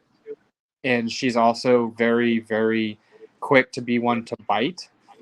Yeah. And even though she does have a wobble, when she goes to bite because she's pissed, she don't miss. Yeah. Yeah, this is a fucking direct hit. Yep. And it's like I- every once in a while, I'm like, whew, I'm still faster than her. I know the day's coming where I'm not gonna be, but like every so often she'll catch me off guard where I don't think that she's in that mode to be nasty, because she's not open the tub. Like I can open her tub, pick her up, set her down 80% of the time without her even giving me a hiss. But then there's those rare times where I go to open the tub and she's out biting the air, and she does that the entire time I'm cleaning her tub, and I'm like, oh, why do you have to be this way today? I'm in a hurry today. And it's like, when she locks on your hand, like she will follow it like she's solid as can be. And I'm like, oh my Lord, please just. Oh, she'll constrict you too when she bites? Yeah. She'll Knock on hold. wood. I've never been constricted by a ball python. She's the only one that's given me that. Like, and the funny thing is, she bit me and she let go simultaneously while wrapping. And I'm like, yeah, it's because I taste like crap. So would you please stop trying to kill my arm? Yeah. Can't eat it, I promise. But But you're not physically big enough to do it. yeah, it's like, but I know her behavior, and I know the other one's behavior. The other one, I will not. She does not have a bluff to call. Like, that hiss is followed by a bite every time. That doesn't matter. Yeah. Like, she's not one where I'm like, oh yeah, no, today she's just full of crap, and I can go in there and bonk her on the head with a paper towel roll, and they'll coil up and like, okay, fine. No, I try to bonk her with a paper towel roll, and she bites the paper towel roll. Oh my God. So you got a tubber. Yeah. So I literally pull her out, put her in a pre-made FB40, and put her right back. That's like, Yeah. I literally handle that snake once a month. Yeah. Complete asshole. Yeah, because I can only imagine if she's showing that much aggression, how stressful that is for her. Oh yeah. So, because ball 100%. pythons aren't generally that way, so for her to be that way, she's stressed to the max having to show or display that. So she gets a fresh tub change, and I literally open the tub enough to where the water cup shows, and I'll fill the water cup up and close it. Yeah. And then once a month, I just take her, put her in a freshly made tub, clean the old one. Done. Yep. Set it and forget it. See you in a month. Yeah, see you in a month. And I hate that, because I like being able to see them and keep an eye on them and all of that. But with her, I just feel that it's not for her. She's one of those ones that, and then she's one of those ones that reminds me of this girl. She is an import, but she's not an unknown genetic. She's a bamboo vanilla imported from South Africa. And you can tell that she's not removed from the wild. She was produced one generation removed, because she hates everything. Yeah. Mainly my hands. That's crazy. And it's like, that's who this one reminds me of, but I know that she's at least 3 generations removed, so it's not like it's a wild streak running through her. Just some just don't want to conform to the, I'm a ball python. If I feel scared, I'm going to go in a ball and hide. She's one that's, I'm a ball python. I have teeth. I'm going to show you how sharp they are. Yeah. Oh, yeah. Yeah, it's crazy. It's amazing, because people are like, oh, how do you have all those snakes and they don't have personality? And I'm like, what are you talking about? Like, they all have personality. Some of them are shyer. Some of them are more open. Some of them are easy to take pictures for, and the little hams. You put them out, and they just lay down perfect every time for a picture. And you have other ones that, or you can pose them. Yeah. You have the ones where you set them down to take the picture, and you go to move their head a little bit, and you pull their tail out so you can show that part of the pattern, and they're just sitting there for it. And you're like, yeah, you're the sassy runway model. You just want pictures taken. And then you have the other ones where they're slithering off the table because they don't want anything to do. Yeah, I have a few snakes that have never been posted because Can't get a picture. As soon as you put them on the table, they're gone. They're out. Yeah. Yep. On the floor, across the snake room. Yep. I had one. Yeah. I have a 42-gallon trash can in the snake room, and it lines up a couple inches just below the table. And if I set them on the table for a minute, I turn around and there's no snake on the table, my heart doesn't even drop anymore. I just go look in the trash can. And sure shit, in the bottom of the trash can, there's the snake. I'm like, why? Why do we do this? Every time. And it's usually the same few. Like there's some I'll set on the table and they just they display the pet rock. I set them on the table, clean their tub, refill their water, new substrate, put their tub back, turn around. They haven't moved. Oh yeah, I love those. And you pick them up and you're holding them, you're looking at them, and they start to move a little bit. And you're like, all right, cool, looking good, whatever. And you put them back, and you get the other ones. You take them out, they're in a ball. You set them down. You turn back around, and they're halfway across the room or climbing up a shelf, and then you have some that will just explore to the edges, and then they come back to where they were. It's like they're all different. They all have a different personality. Oh yeah. You have some that are, like you said. I have some where I open the tub and I can go in there and just start cleaning because they're coming up and going around my neck, off to the cart to do whatever. Like, hey, okay, cool. Thanks for stopping by. I'm out of here. But they're not misbehaving. They're not nasty. And then you have the other ones where you take them out and they're just sitting there snapping the entire time. Yeah. And then you have the other ones that sit there and they just stare at you and follow you. It's like, yeah, you judgy bitch. Quit staring at me. I turn around. I'm like, would you look at something else? Golly. See, I know that when the asshole ones are out, that's like always when one of my smaller kids walks by. Oh yeah, without fail. It never fails, and I'm like screaming at them because I'm like, you can't. Oh, you can't trust them. Yeah, I'm like, you gotta look at it like, especially because of their height. Their face is at height level. Yeah. Or this week when we were feeding, I couldn't believe it. My younger son, I'm literally sliding the tub out, and then I'm going to grab a rat, and I'm going to put the rat in, and he walked in front of me. Oh, Jesus. Between me and the snake tub. I'm like, you couldn't walk around me? Yeah. And he just looks at me and goes, sorry. Yeah. Yeah. I'm going to say sorry when the next time you do that and you get bit. I know. He's never gotten bit. Sorry. And that's why. It's the same with my son. He'll pick up every single one, even the ones where I'm like, I wouldn't mess with that one today. And he'll just pick it up anyway. And I'm like, okay. And of course, the snake doesn't do shit. And then he sets it down or whatever. And then he goes on to look at another tub or is handing me a different tub or whatever. And I go to pick up the snake and it damn near bites me. I'm like, what? How is it? It's because you're using me.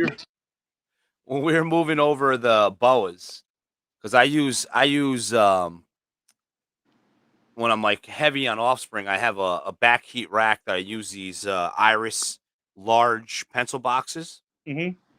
And then on that rack, I can fit 96 snakes. So that's like the oh shit rack, Right. So we're moving the boas from those tubs into FB5s.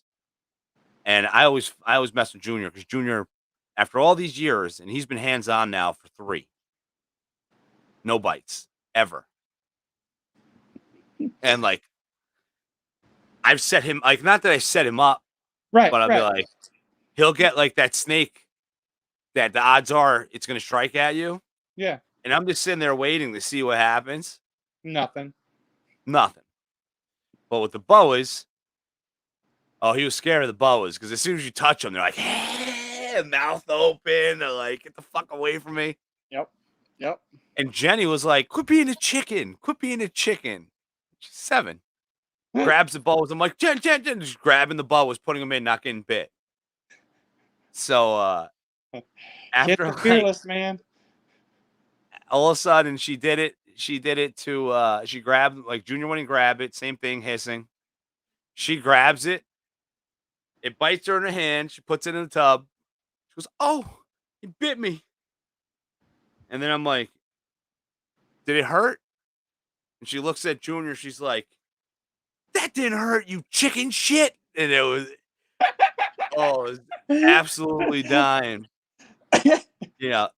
Blood coming out. The baby butt was just different. Their teeth are different. So instead of it being, you know, red Kool-Aid coming out of your hand, it's actual blood coming out of your hand. Right. And, she laughed about it. So that was like the joke for like a week straight because she's like, it doesn't hurt. It doesn't hurt. That bite was nothing. And I'm like, holy shit, she got bit by a baby boa. And she's laughing about it, egging on her brother. Like, I can't Well, wait till that one's big enough. yeah, I was gonna say, wait till she's in her teens, 16, 17, 18. You're gonna have yourself a partner in crime. Yeah. I mean, she wants to help now, but she's not going to be 8 until the end of January. I feel like 9 is when I'm going to start acclimating her in. And then by 10, 11, she'll be good. And then, Junior's going to be 13 and Junior's the man when it comes to the reptiles. I mean, him and my wife do almost 90% of the stuff with the gargoyles and cresties. And he likes it. He enjoys it. Yep. So it's nice that he's motivated by money like every other kid. Yep. So when I bring him the expos, he gets 20%. Yep. Which Yeah, is we put my son to work at the last expo. We did in Amarillo, so, and he worked his butt off that weekend. Same, similar type deal, and motivated by money. yeah. Oh, I couldn't believe it. Junior sold like 11 animals at 20%. Yeah. He was able to buy a VR set. I'm like, you little prick. I'm like, I gotta reevaluate this. I gotta reevaluate this because when you start hitting like $1,000 in sales, like yeah. Yep. we got it. Maybe the first 500 in sales is 20, and then goes down to 15 or something. I gotta actually plan that out because we got a lot of offspring, and then now he has his own offspring. Oh, So wow. yeah, he had his first clutch. Oh, that's So we right. have that. So that was really cool, and then he's got a second clutch coming. So we'll see, and it's a cool pairing. It's a champagne albino male to a het albino. So Nice. cool That'll be good. clutch. Yeah. Hopefully we hit a bunch of albinos because that's another gene that doesn't like me. Oh, really? It doesn't. I've out of 2 clutches, I've only hit 1 albino in each clutch, and of course they're male. Jeez. Yeah, a whole lot of. I mean, it's head to head, but still, I mean, when it's like 7 eggs, 8 eggs, Yeah. give me 2. Yep.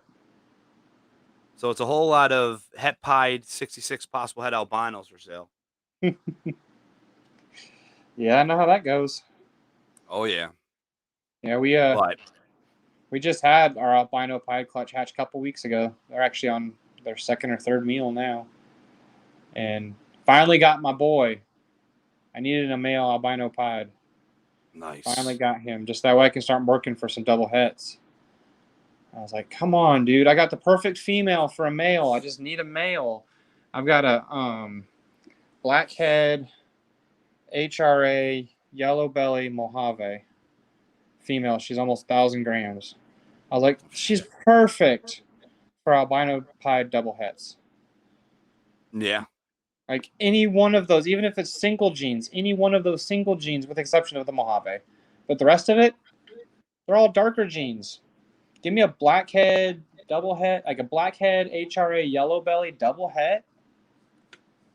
Oh yeah, yes please. Oh yeah.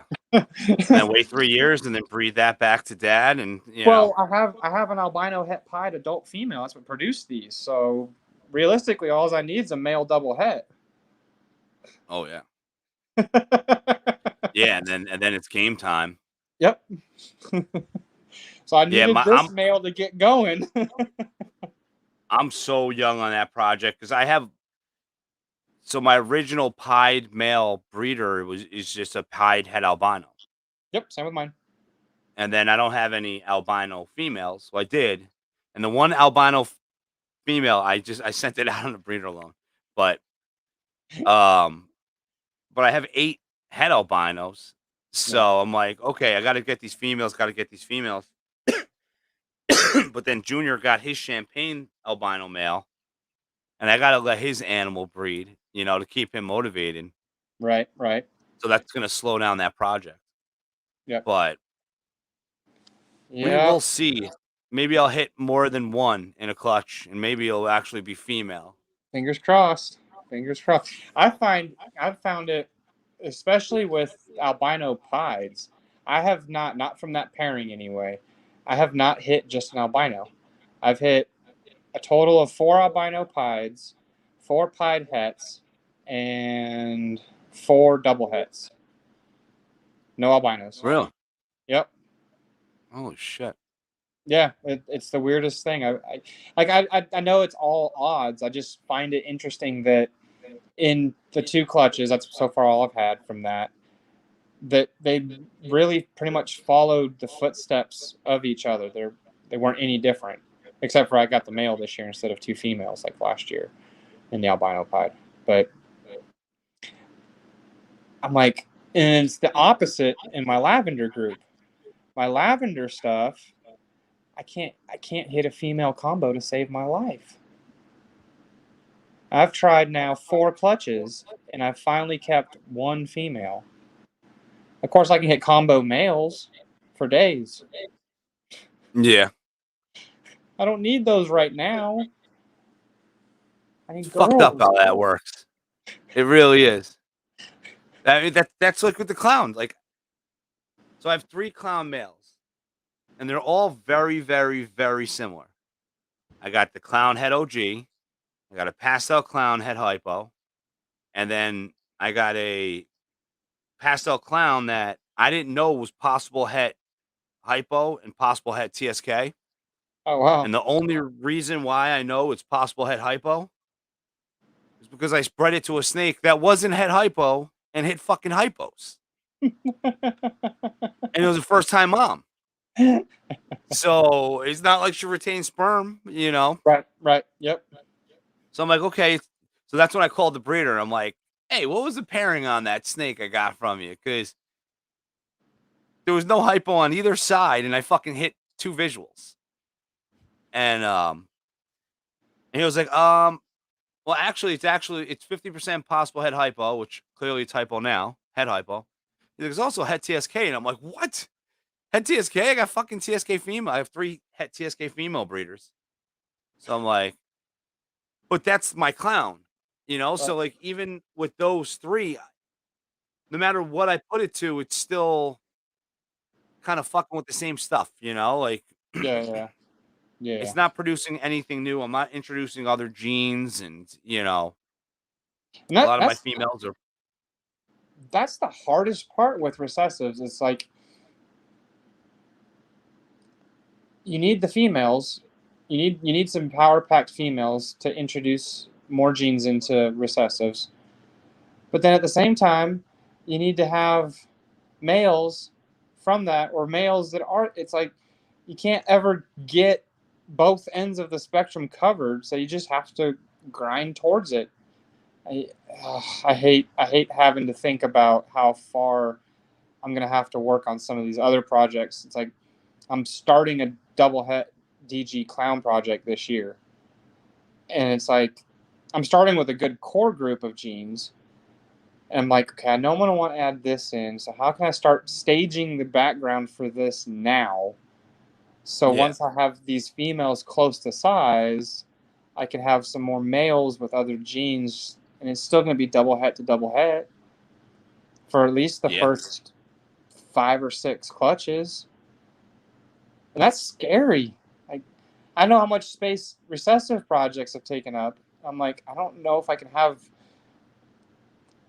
too many double recessive projects right now anyway. It takes up so much room. I have too many already. That's why everyone's like, oh. And there's like, oh, clown pied. Like cloud pied, clown DG. I think I have 8 double recessive projects, Oof. Oh man, I would but be they all intertwine with each other. right. So, like, I have Orange Ghost genetic stripe, which isn't really a full project. It's just I have a Mojave Orange Ghost genetic stripe male breeder. Right. But I have that. I have the albino pied. I have the hypo pied. I have the clown hypo, desert ghost pied, pied albino. Gomez talked me into taking some pied het candies. Oof. So now that's another fucking Yep. project in it. And I'm like, there's so many cool double recessives I would love to jump into, but at the same time, I'm like, Yeah. nope, Where? can't do it. Where are you gonna put them? And especially once you start producing combos, you have to hold back females because your odds are so much harder with double hets. Oh yeah. If you have the odds of 1 in 4 on a het, well, it means it's 1 in 16 on a double. Yeah. And if you want to land a gene in double. it, 1 in 32, I think, or 1 in 64. Yeah. And I think you may be working with 6 eggs. right. Right. So Or you're working with 6 animals to increase your egg count to try and increase your odd count. Yeah. yeah. I mean that's where it's kind of like I'm visually dealing with it firsthand this year because I had 3. I bred het to het with the TSKs, 1 male, 3 females, and I did good, 20 eggs, and I hit 10 TSKs. Wow, that is good for a het. Yeah, so I held back a 1.4, and of course my het TSK, Old Faithful, perfectly healthy snake. All of a sudden, walk by. What's that smell? He's fucking upside down. So then I rushed, and I didn't rush. I just started making my contacts. So now I bought a super pastel TSK 66 possible het pie. And now he'll be making. So now I won't be just making single genes. Yeah. But he's got a lineup because I hit 1 TSK last year. So that I'm like, fuck it. You know what? That's 8 females, 3 hets, then 5 visual females, and then I also have I think it's a pastel. I got it from MH Pythons.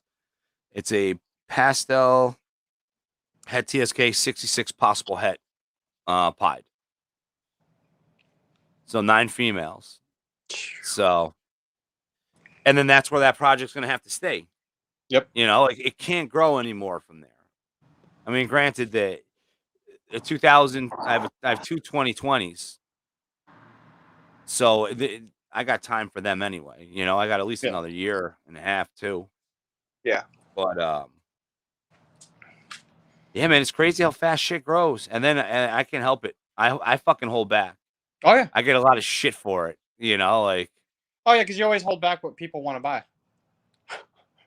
Well, that's what it is. Yeah. It's like I hit 4 pastel pied het orange ghost possible het albino.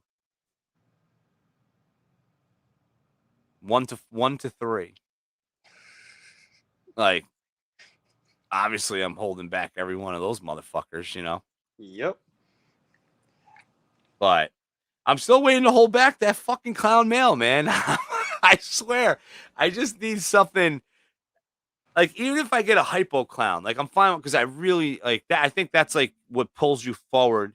Yeah. A lot. Yeah. Is getting that double recessive male. Like, you hitting the Enchi double. Because then you just, you already have that visual. And then now you can fucking say, okay, I'm going to breed it to this. Bring in 3 new genes. Yep.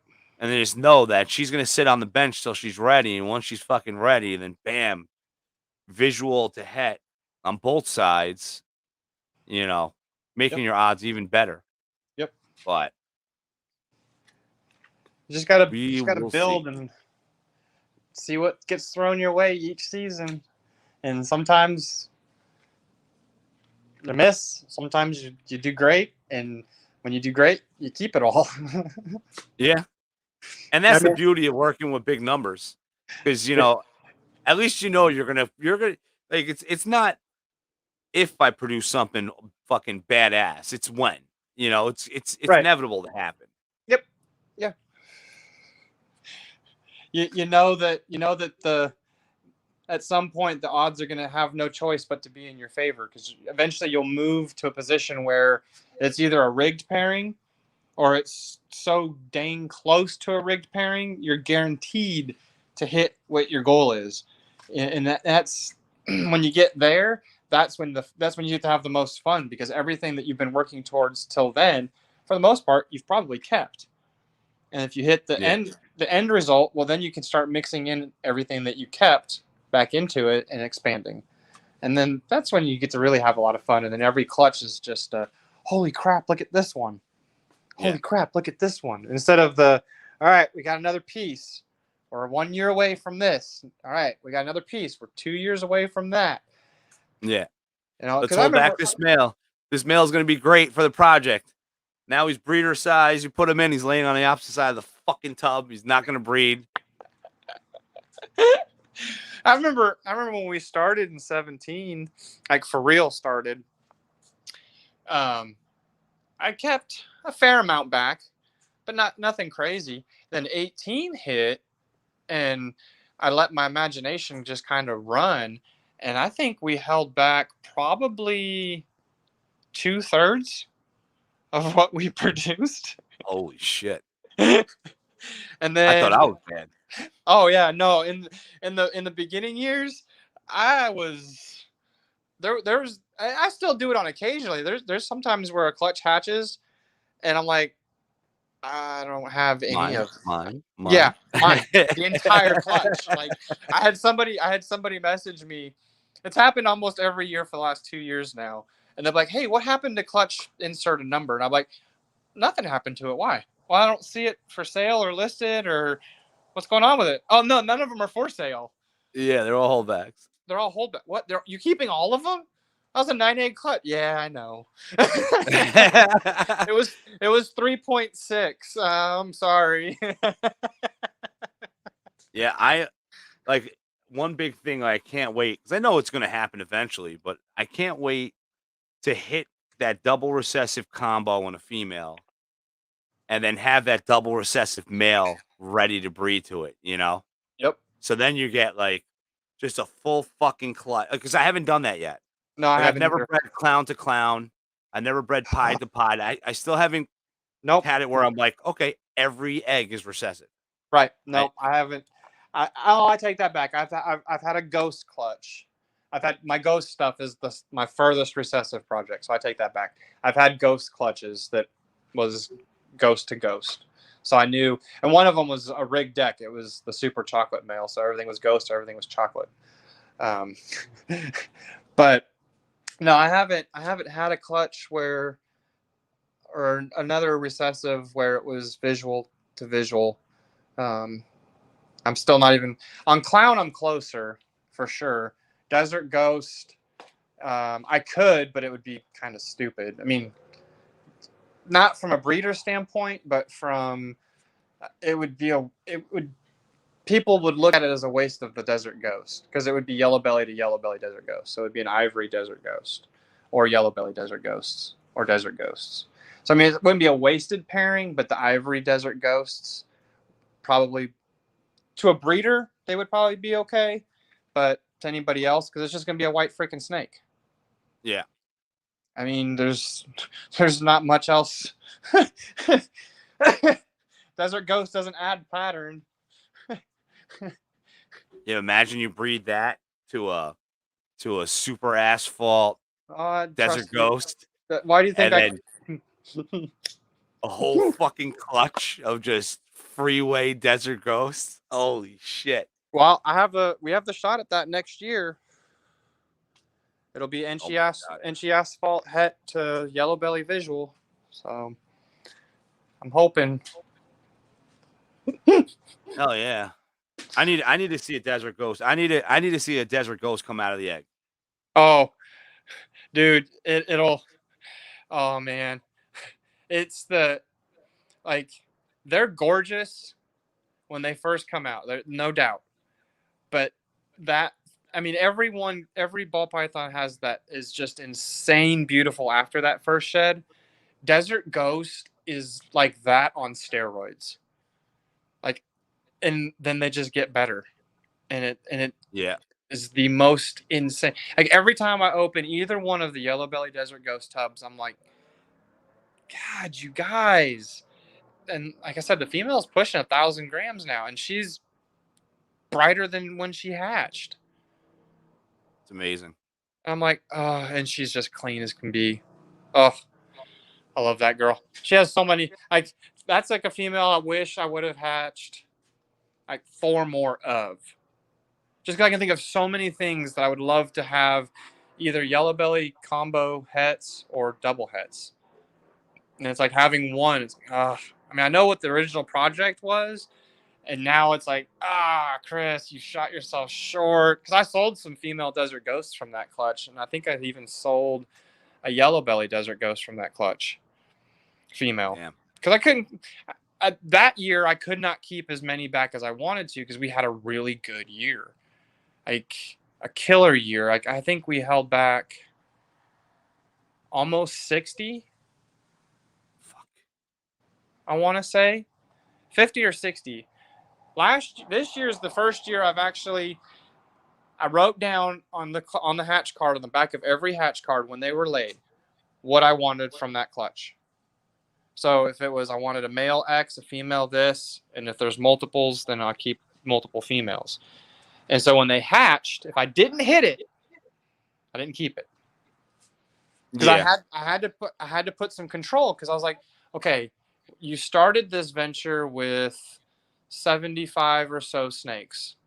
You're now at almost 400. If you keep holding back 50 every year, you're going to quickly outgrow any potential forward progress on stuff because you're always going to be thinking about the stuff that you kept for other projects. Yeah. I had to force rein in. Like a couple people are like the freeway male that I hatched. Everyone's like, "You're not keeping him?" Like, no, I seriously did that pairing to prove. Now, if it was a female, probably would have kept it. But Oh I yeah. seriously did that pairing just to make sure that the male asphalt was an asphalt. I already have an adult asphalt. Why do I need a freeway male hatchling? Why do I need to keep that? Yeah. And then you're going to be producing yellow belly asphalts instead of guaranteed asphalt. Yep. Now, granted, he will cross over to that threshold and he'll make, I'm going to go for freeway desert ghost. So I'll have to deal with the asphalt / yellow belly, but they'll be het DG. Yeah, which Yeah. fucking So gold. it doesn't matter anyway. But then the rest of the stuff that he sees, for the most part, is going to make combos that are out of complex or are for super asphalts. So I don't have to worry about the mess of it all. And then that's what I'll trade a Tegu for. Man, if I hatch a super asphalt, I will probably cry. It won't matter if it's male or female. I mean, obviously, I would want the male in one aspect, but then at the same time, a female wouldn't be bad to have either. But it really wouldn't matter. Just to have one or 3. I'm not greedy. Yeah. Yeah, I'm like I said, I'm when the time comes, because it's tough. Like, so you're at the point where I want to be. Like, I think 400's a happy number. Yeah, Like it's manageable. Yeah, I think 400's a good number. I don't know, because I want to be able to. So next year I should be able to just I won't need a job. I think I'll be fine with the reptiles. But with geckos, with all the species of geckos and all the other shit I work with now, tegus, bloods, boas, Yeah. ball pythons. I feel like 400. I don't. I don't want it to be when I'm working full time. I don't want it to be like I'm a fucking slave. 12 hours a day, 7 Mm-mm. days a week. Can't run away. That's Yeah. not what I want. I No. want it so that I can almost be like a 9 to 5 gig. Mhm. Go in, put my work in, get it Yep. going. And by the time we start really hitting big numbers, that's when we can bring in staff, which will really allow me to just be full time and not 70, 80 hours a week working on, reptiles and cleaning rat shit. Yeah. Yeah. I think. I mean, I'd have to look at it. I don't really keep a time log for me, just because it's irrelevant. But I want to say I usually spend probably 25 between 25 and 30 hours a week in the snake facility, maintaining the collection basically. So, and That's and nice. and honestly, a lot of that time, well, not a lot of it, but a chunk of that time is, feeding days. Definitely, I do 2 feeding days, so it's a little bit spread out, but feeding days definitely the longer bit, especially for the adult portion, just because there's so many of them. Hatchling season kicks in, that shifts things a little bit in terms of time. There's definitely more time involved in feeding hatchlings, especially that first and second meal, but once they get going on food, it's just like feeding anything else. um, and the rest of it is really, time management is important, but what's really important is just setting realistic goals. If you know it takes you 4 hours to clean the hatchling wall, then start at whatever time, spend your 4 hours, and then when you're done cleaning that, be done. Like, yeah, someone might have taken a crap in the adult rack, and when you're just checking on pairings or whatever, they blew up the tub. When you go to pull them, you're gonna have to clean it, whatever. But just having it to where, don't stress out like, oh my god, I got to look at every single one every day. Like, so many people get caught up in having to see every single one every day. It's like, no, I see every single snake every 4 days for sure. Yeah. Like, there's no doubt that, like, this today being Friday, I just fed hatchlings last night, so I saw all of them, and then I fed the adults Sunday, and then I did adult tubs Tuesday and Wednesday. Yeah. So I've seen every snake, some of them twice in the last 6 days. Yeah. So if there's something going awry or something's funky or whatever, you're going to see it quick enough to be able to do something. Oh yeah.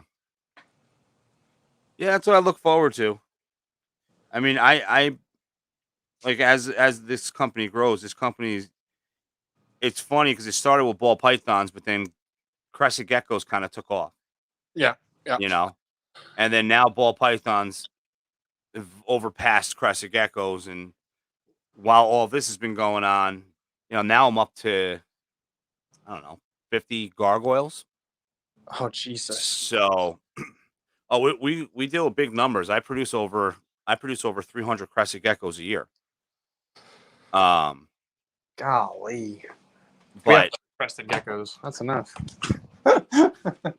they're fun They are. and No, they're really absolutely. easy, Yeah, you no, know, they are very easy. I love those derpy dudes. and they're really great entry level reptile. Mhm. You know, for anyone that's like questionable whether they can handle a reptile, a crescent gecko is like the best. Yep.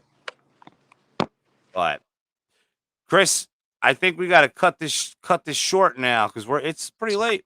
All right. We've been on here for 3 hours and 18 minutes. Is that it? That's it, man. But it was a great time, dude. I'm so glad. I've been meaning to ask you, and I was like, you know what? I've been just so swamped with everything that I kind of just canceled. I had one expo, and then I canceled two, and then I had a guest, and I was ready to do it, and then the guest bailed out that day, and I was just like, fuck it. I didn't advertise anyway. Fuck it. I'm not doing it. So, Right. I'm glad that that you're my first guest back in action of doing these Friday night live streams. Well, good, man. I'm glad you asked too. I had a blast.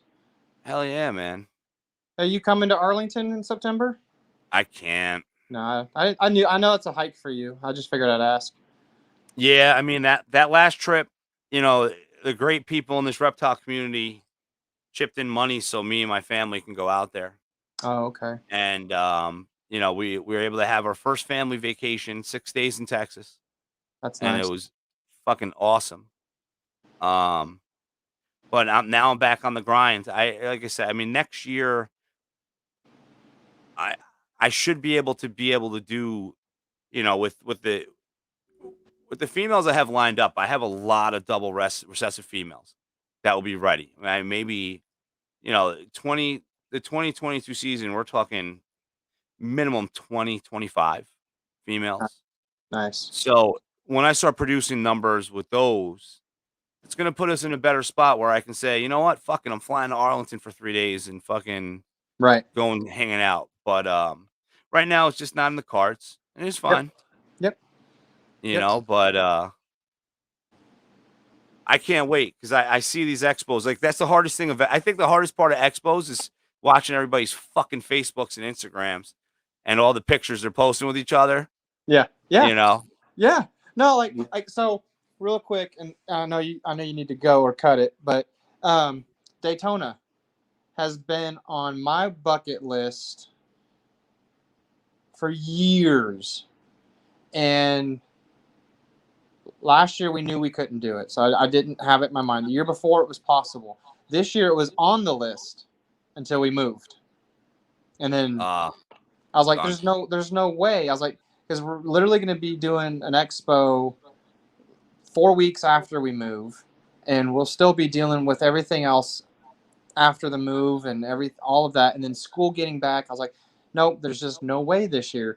And so the wife was like, next year we'll look at it for next year. And I'm like, please, like we can fly up Friday night, we can catch maybe a few people, grab some dinner, whatever. We'll hang out at the expo. We'll hang out Saturday night, and then we'll catch a late flight back. Like, I don't need to be there the whole weekend, but just seeing all of the pictures from Daytona, oh my! I was like all of these people that I just met in Arlington a few months back. Like that's the worst part is like it's people I just met. I'm like, oh my god, all of these people that I want to connect with more, I want to talk to more, and it's like finding the time with everything else. Like when you're forced to be at an expo, it's like that's a vacation. That is 3 days of vacation because I get to just hang out with my friends and hang out with reptile people and just catch up. And sometimes we don't talk about reptiles. Sometimes we talk about new babies or new jobs or, whatever, life, because we already have that common connection of reptiles. Yeah.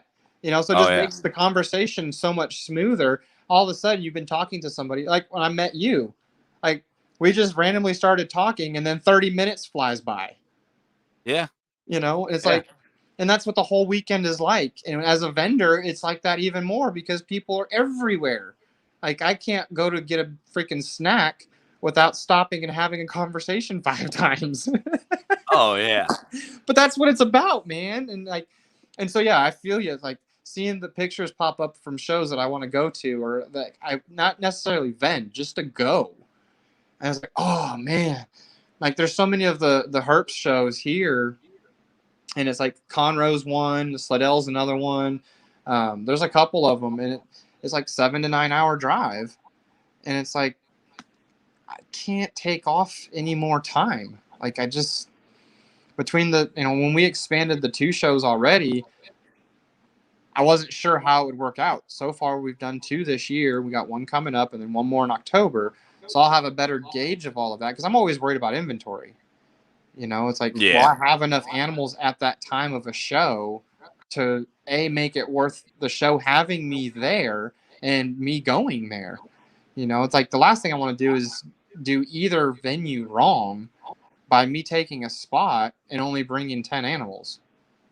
Like that just doesn't seem fair.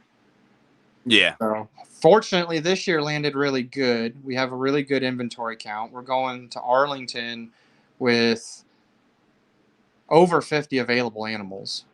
So Nice. I think it'll be a really solid show. We got a nice variety. Anytime we've had a nice variety, we've done extremely well at the show and afterwards.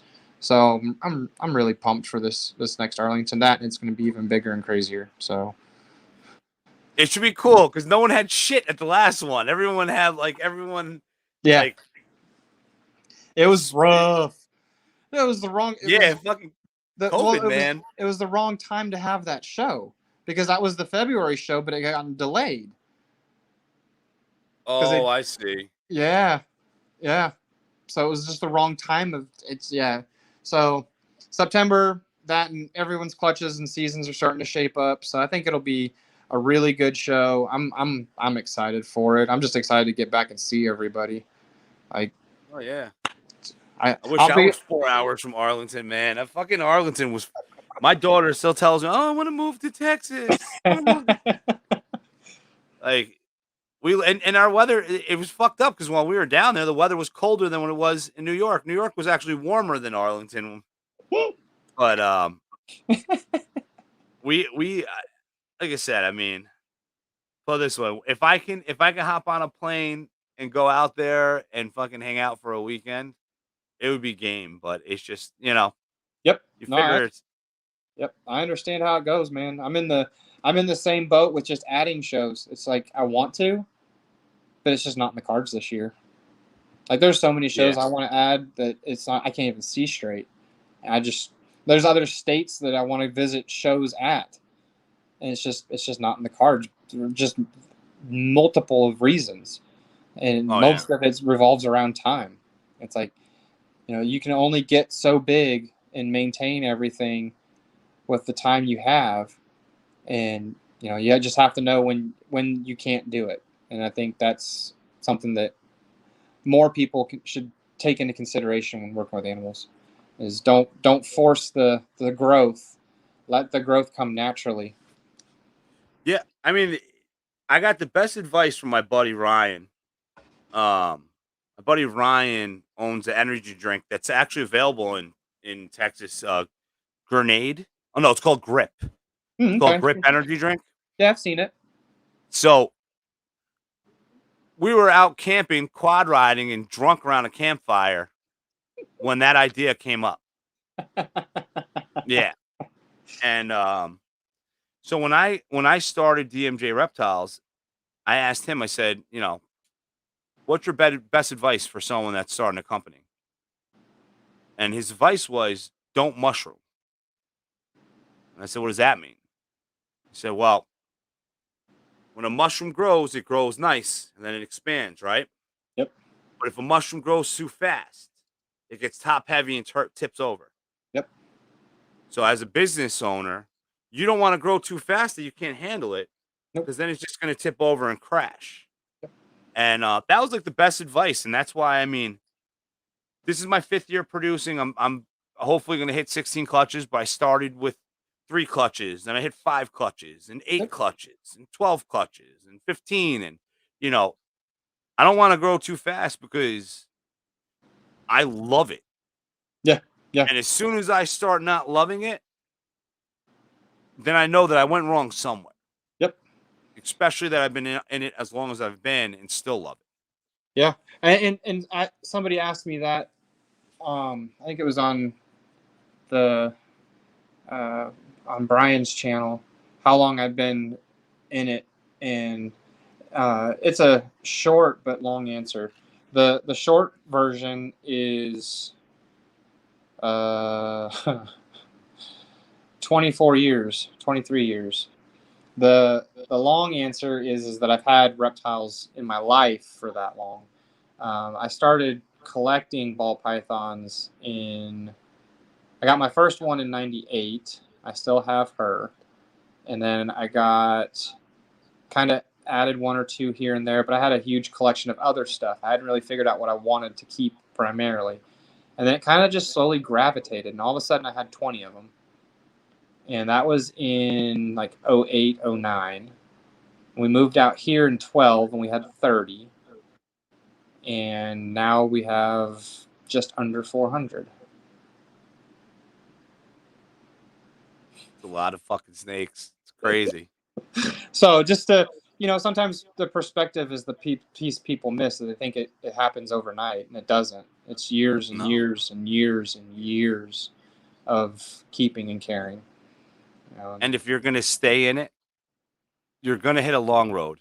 Yeah. So you don't need to take those shortcuts and buy those breeder females or buy these crazy 10 gene animals and, grow at your pace, because at some point you're going to, even like if you get into double recessive, you're going to make that double het. Yep. You're going to hope that double het breeds in 3 years and not 5 years. But guess what? You're going to get quite a few of them that say, fuck you, I'm not breeding until 4 or 5 years. And, Yeah.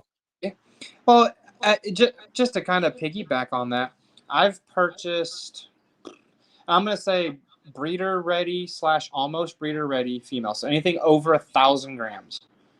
I've probably purchased a dozen, maybe. And not all, but most. And any that were breeder ready didn't breed that year. Most of them didn't breed the next year. Yeah, me too. And so it's like, how did you get anywhere faster than if you would have bought a hatchling or produced your own? Oh, yeah.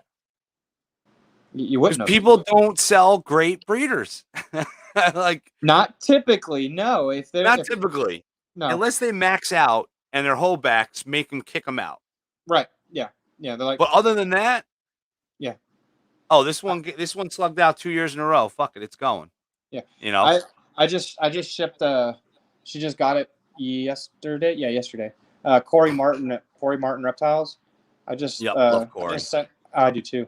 I just sent her over. She needs to prove out a male clown that she produced, and I just shipped her over an adult pastel het. And the first question she asked me was, any types of issues or anything, like why are you getting rid of it, type of thing. And I'm like, oh no. This is not. This is because she's being replaced with a visual. This is not. She's a crap feeder. She laid a perfect clutch, 5 healthy babies. And I sent her. I told her I was like, she weighed 1083 after length. She was 1,600 and change at her peak. I was like, she's at 1,250. I shipped her. She was almost at 1,400. I was like, I tell you, she's not a picky feeder. I was like, you are not buying a troubled animal. She'll be bigger than. I was like, you'll probably get a 7 or 8 egg clutch out of her next year. I was like, she is not perfect. And I told her, I was like, if she gives you any problems next year, you know who to call. Because I was like, yeah, I'll buy her back. Like, and you are no not. Problem. But I was like, I know for a fact that animal didn't leave here because she was a crappy animal. I still have a crappy adult female because I don't want to sell her, because I know that if I list her up, I'm a breeder. People are going to think she's a breeder, even if I tell them that I don't recommend breeding them. And here's why.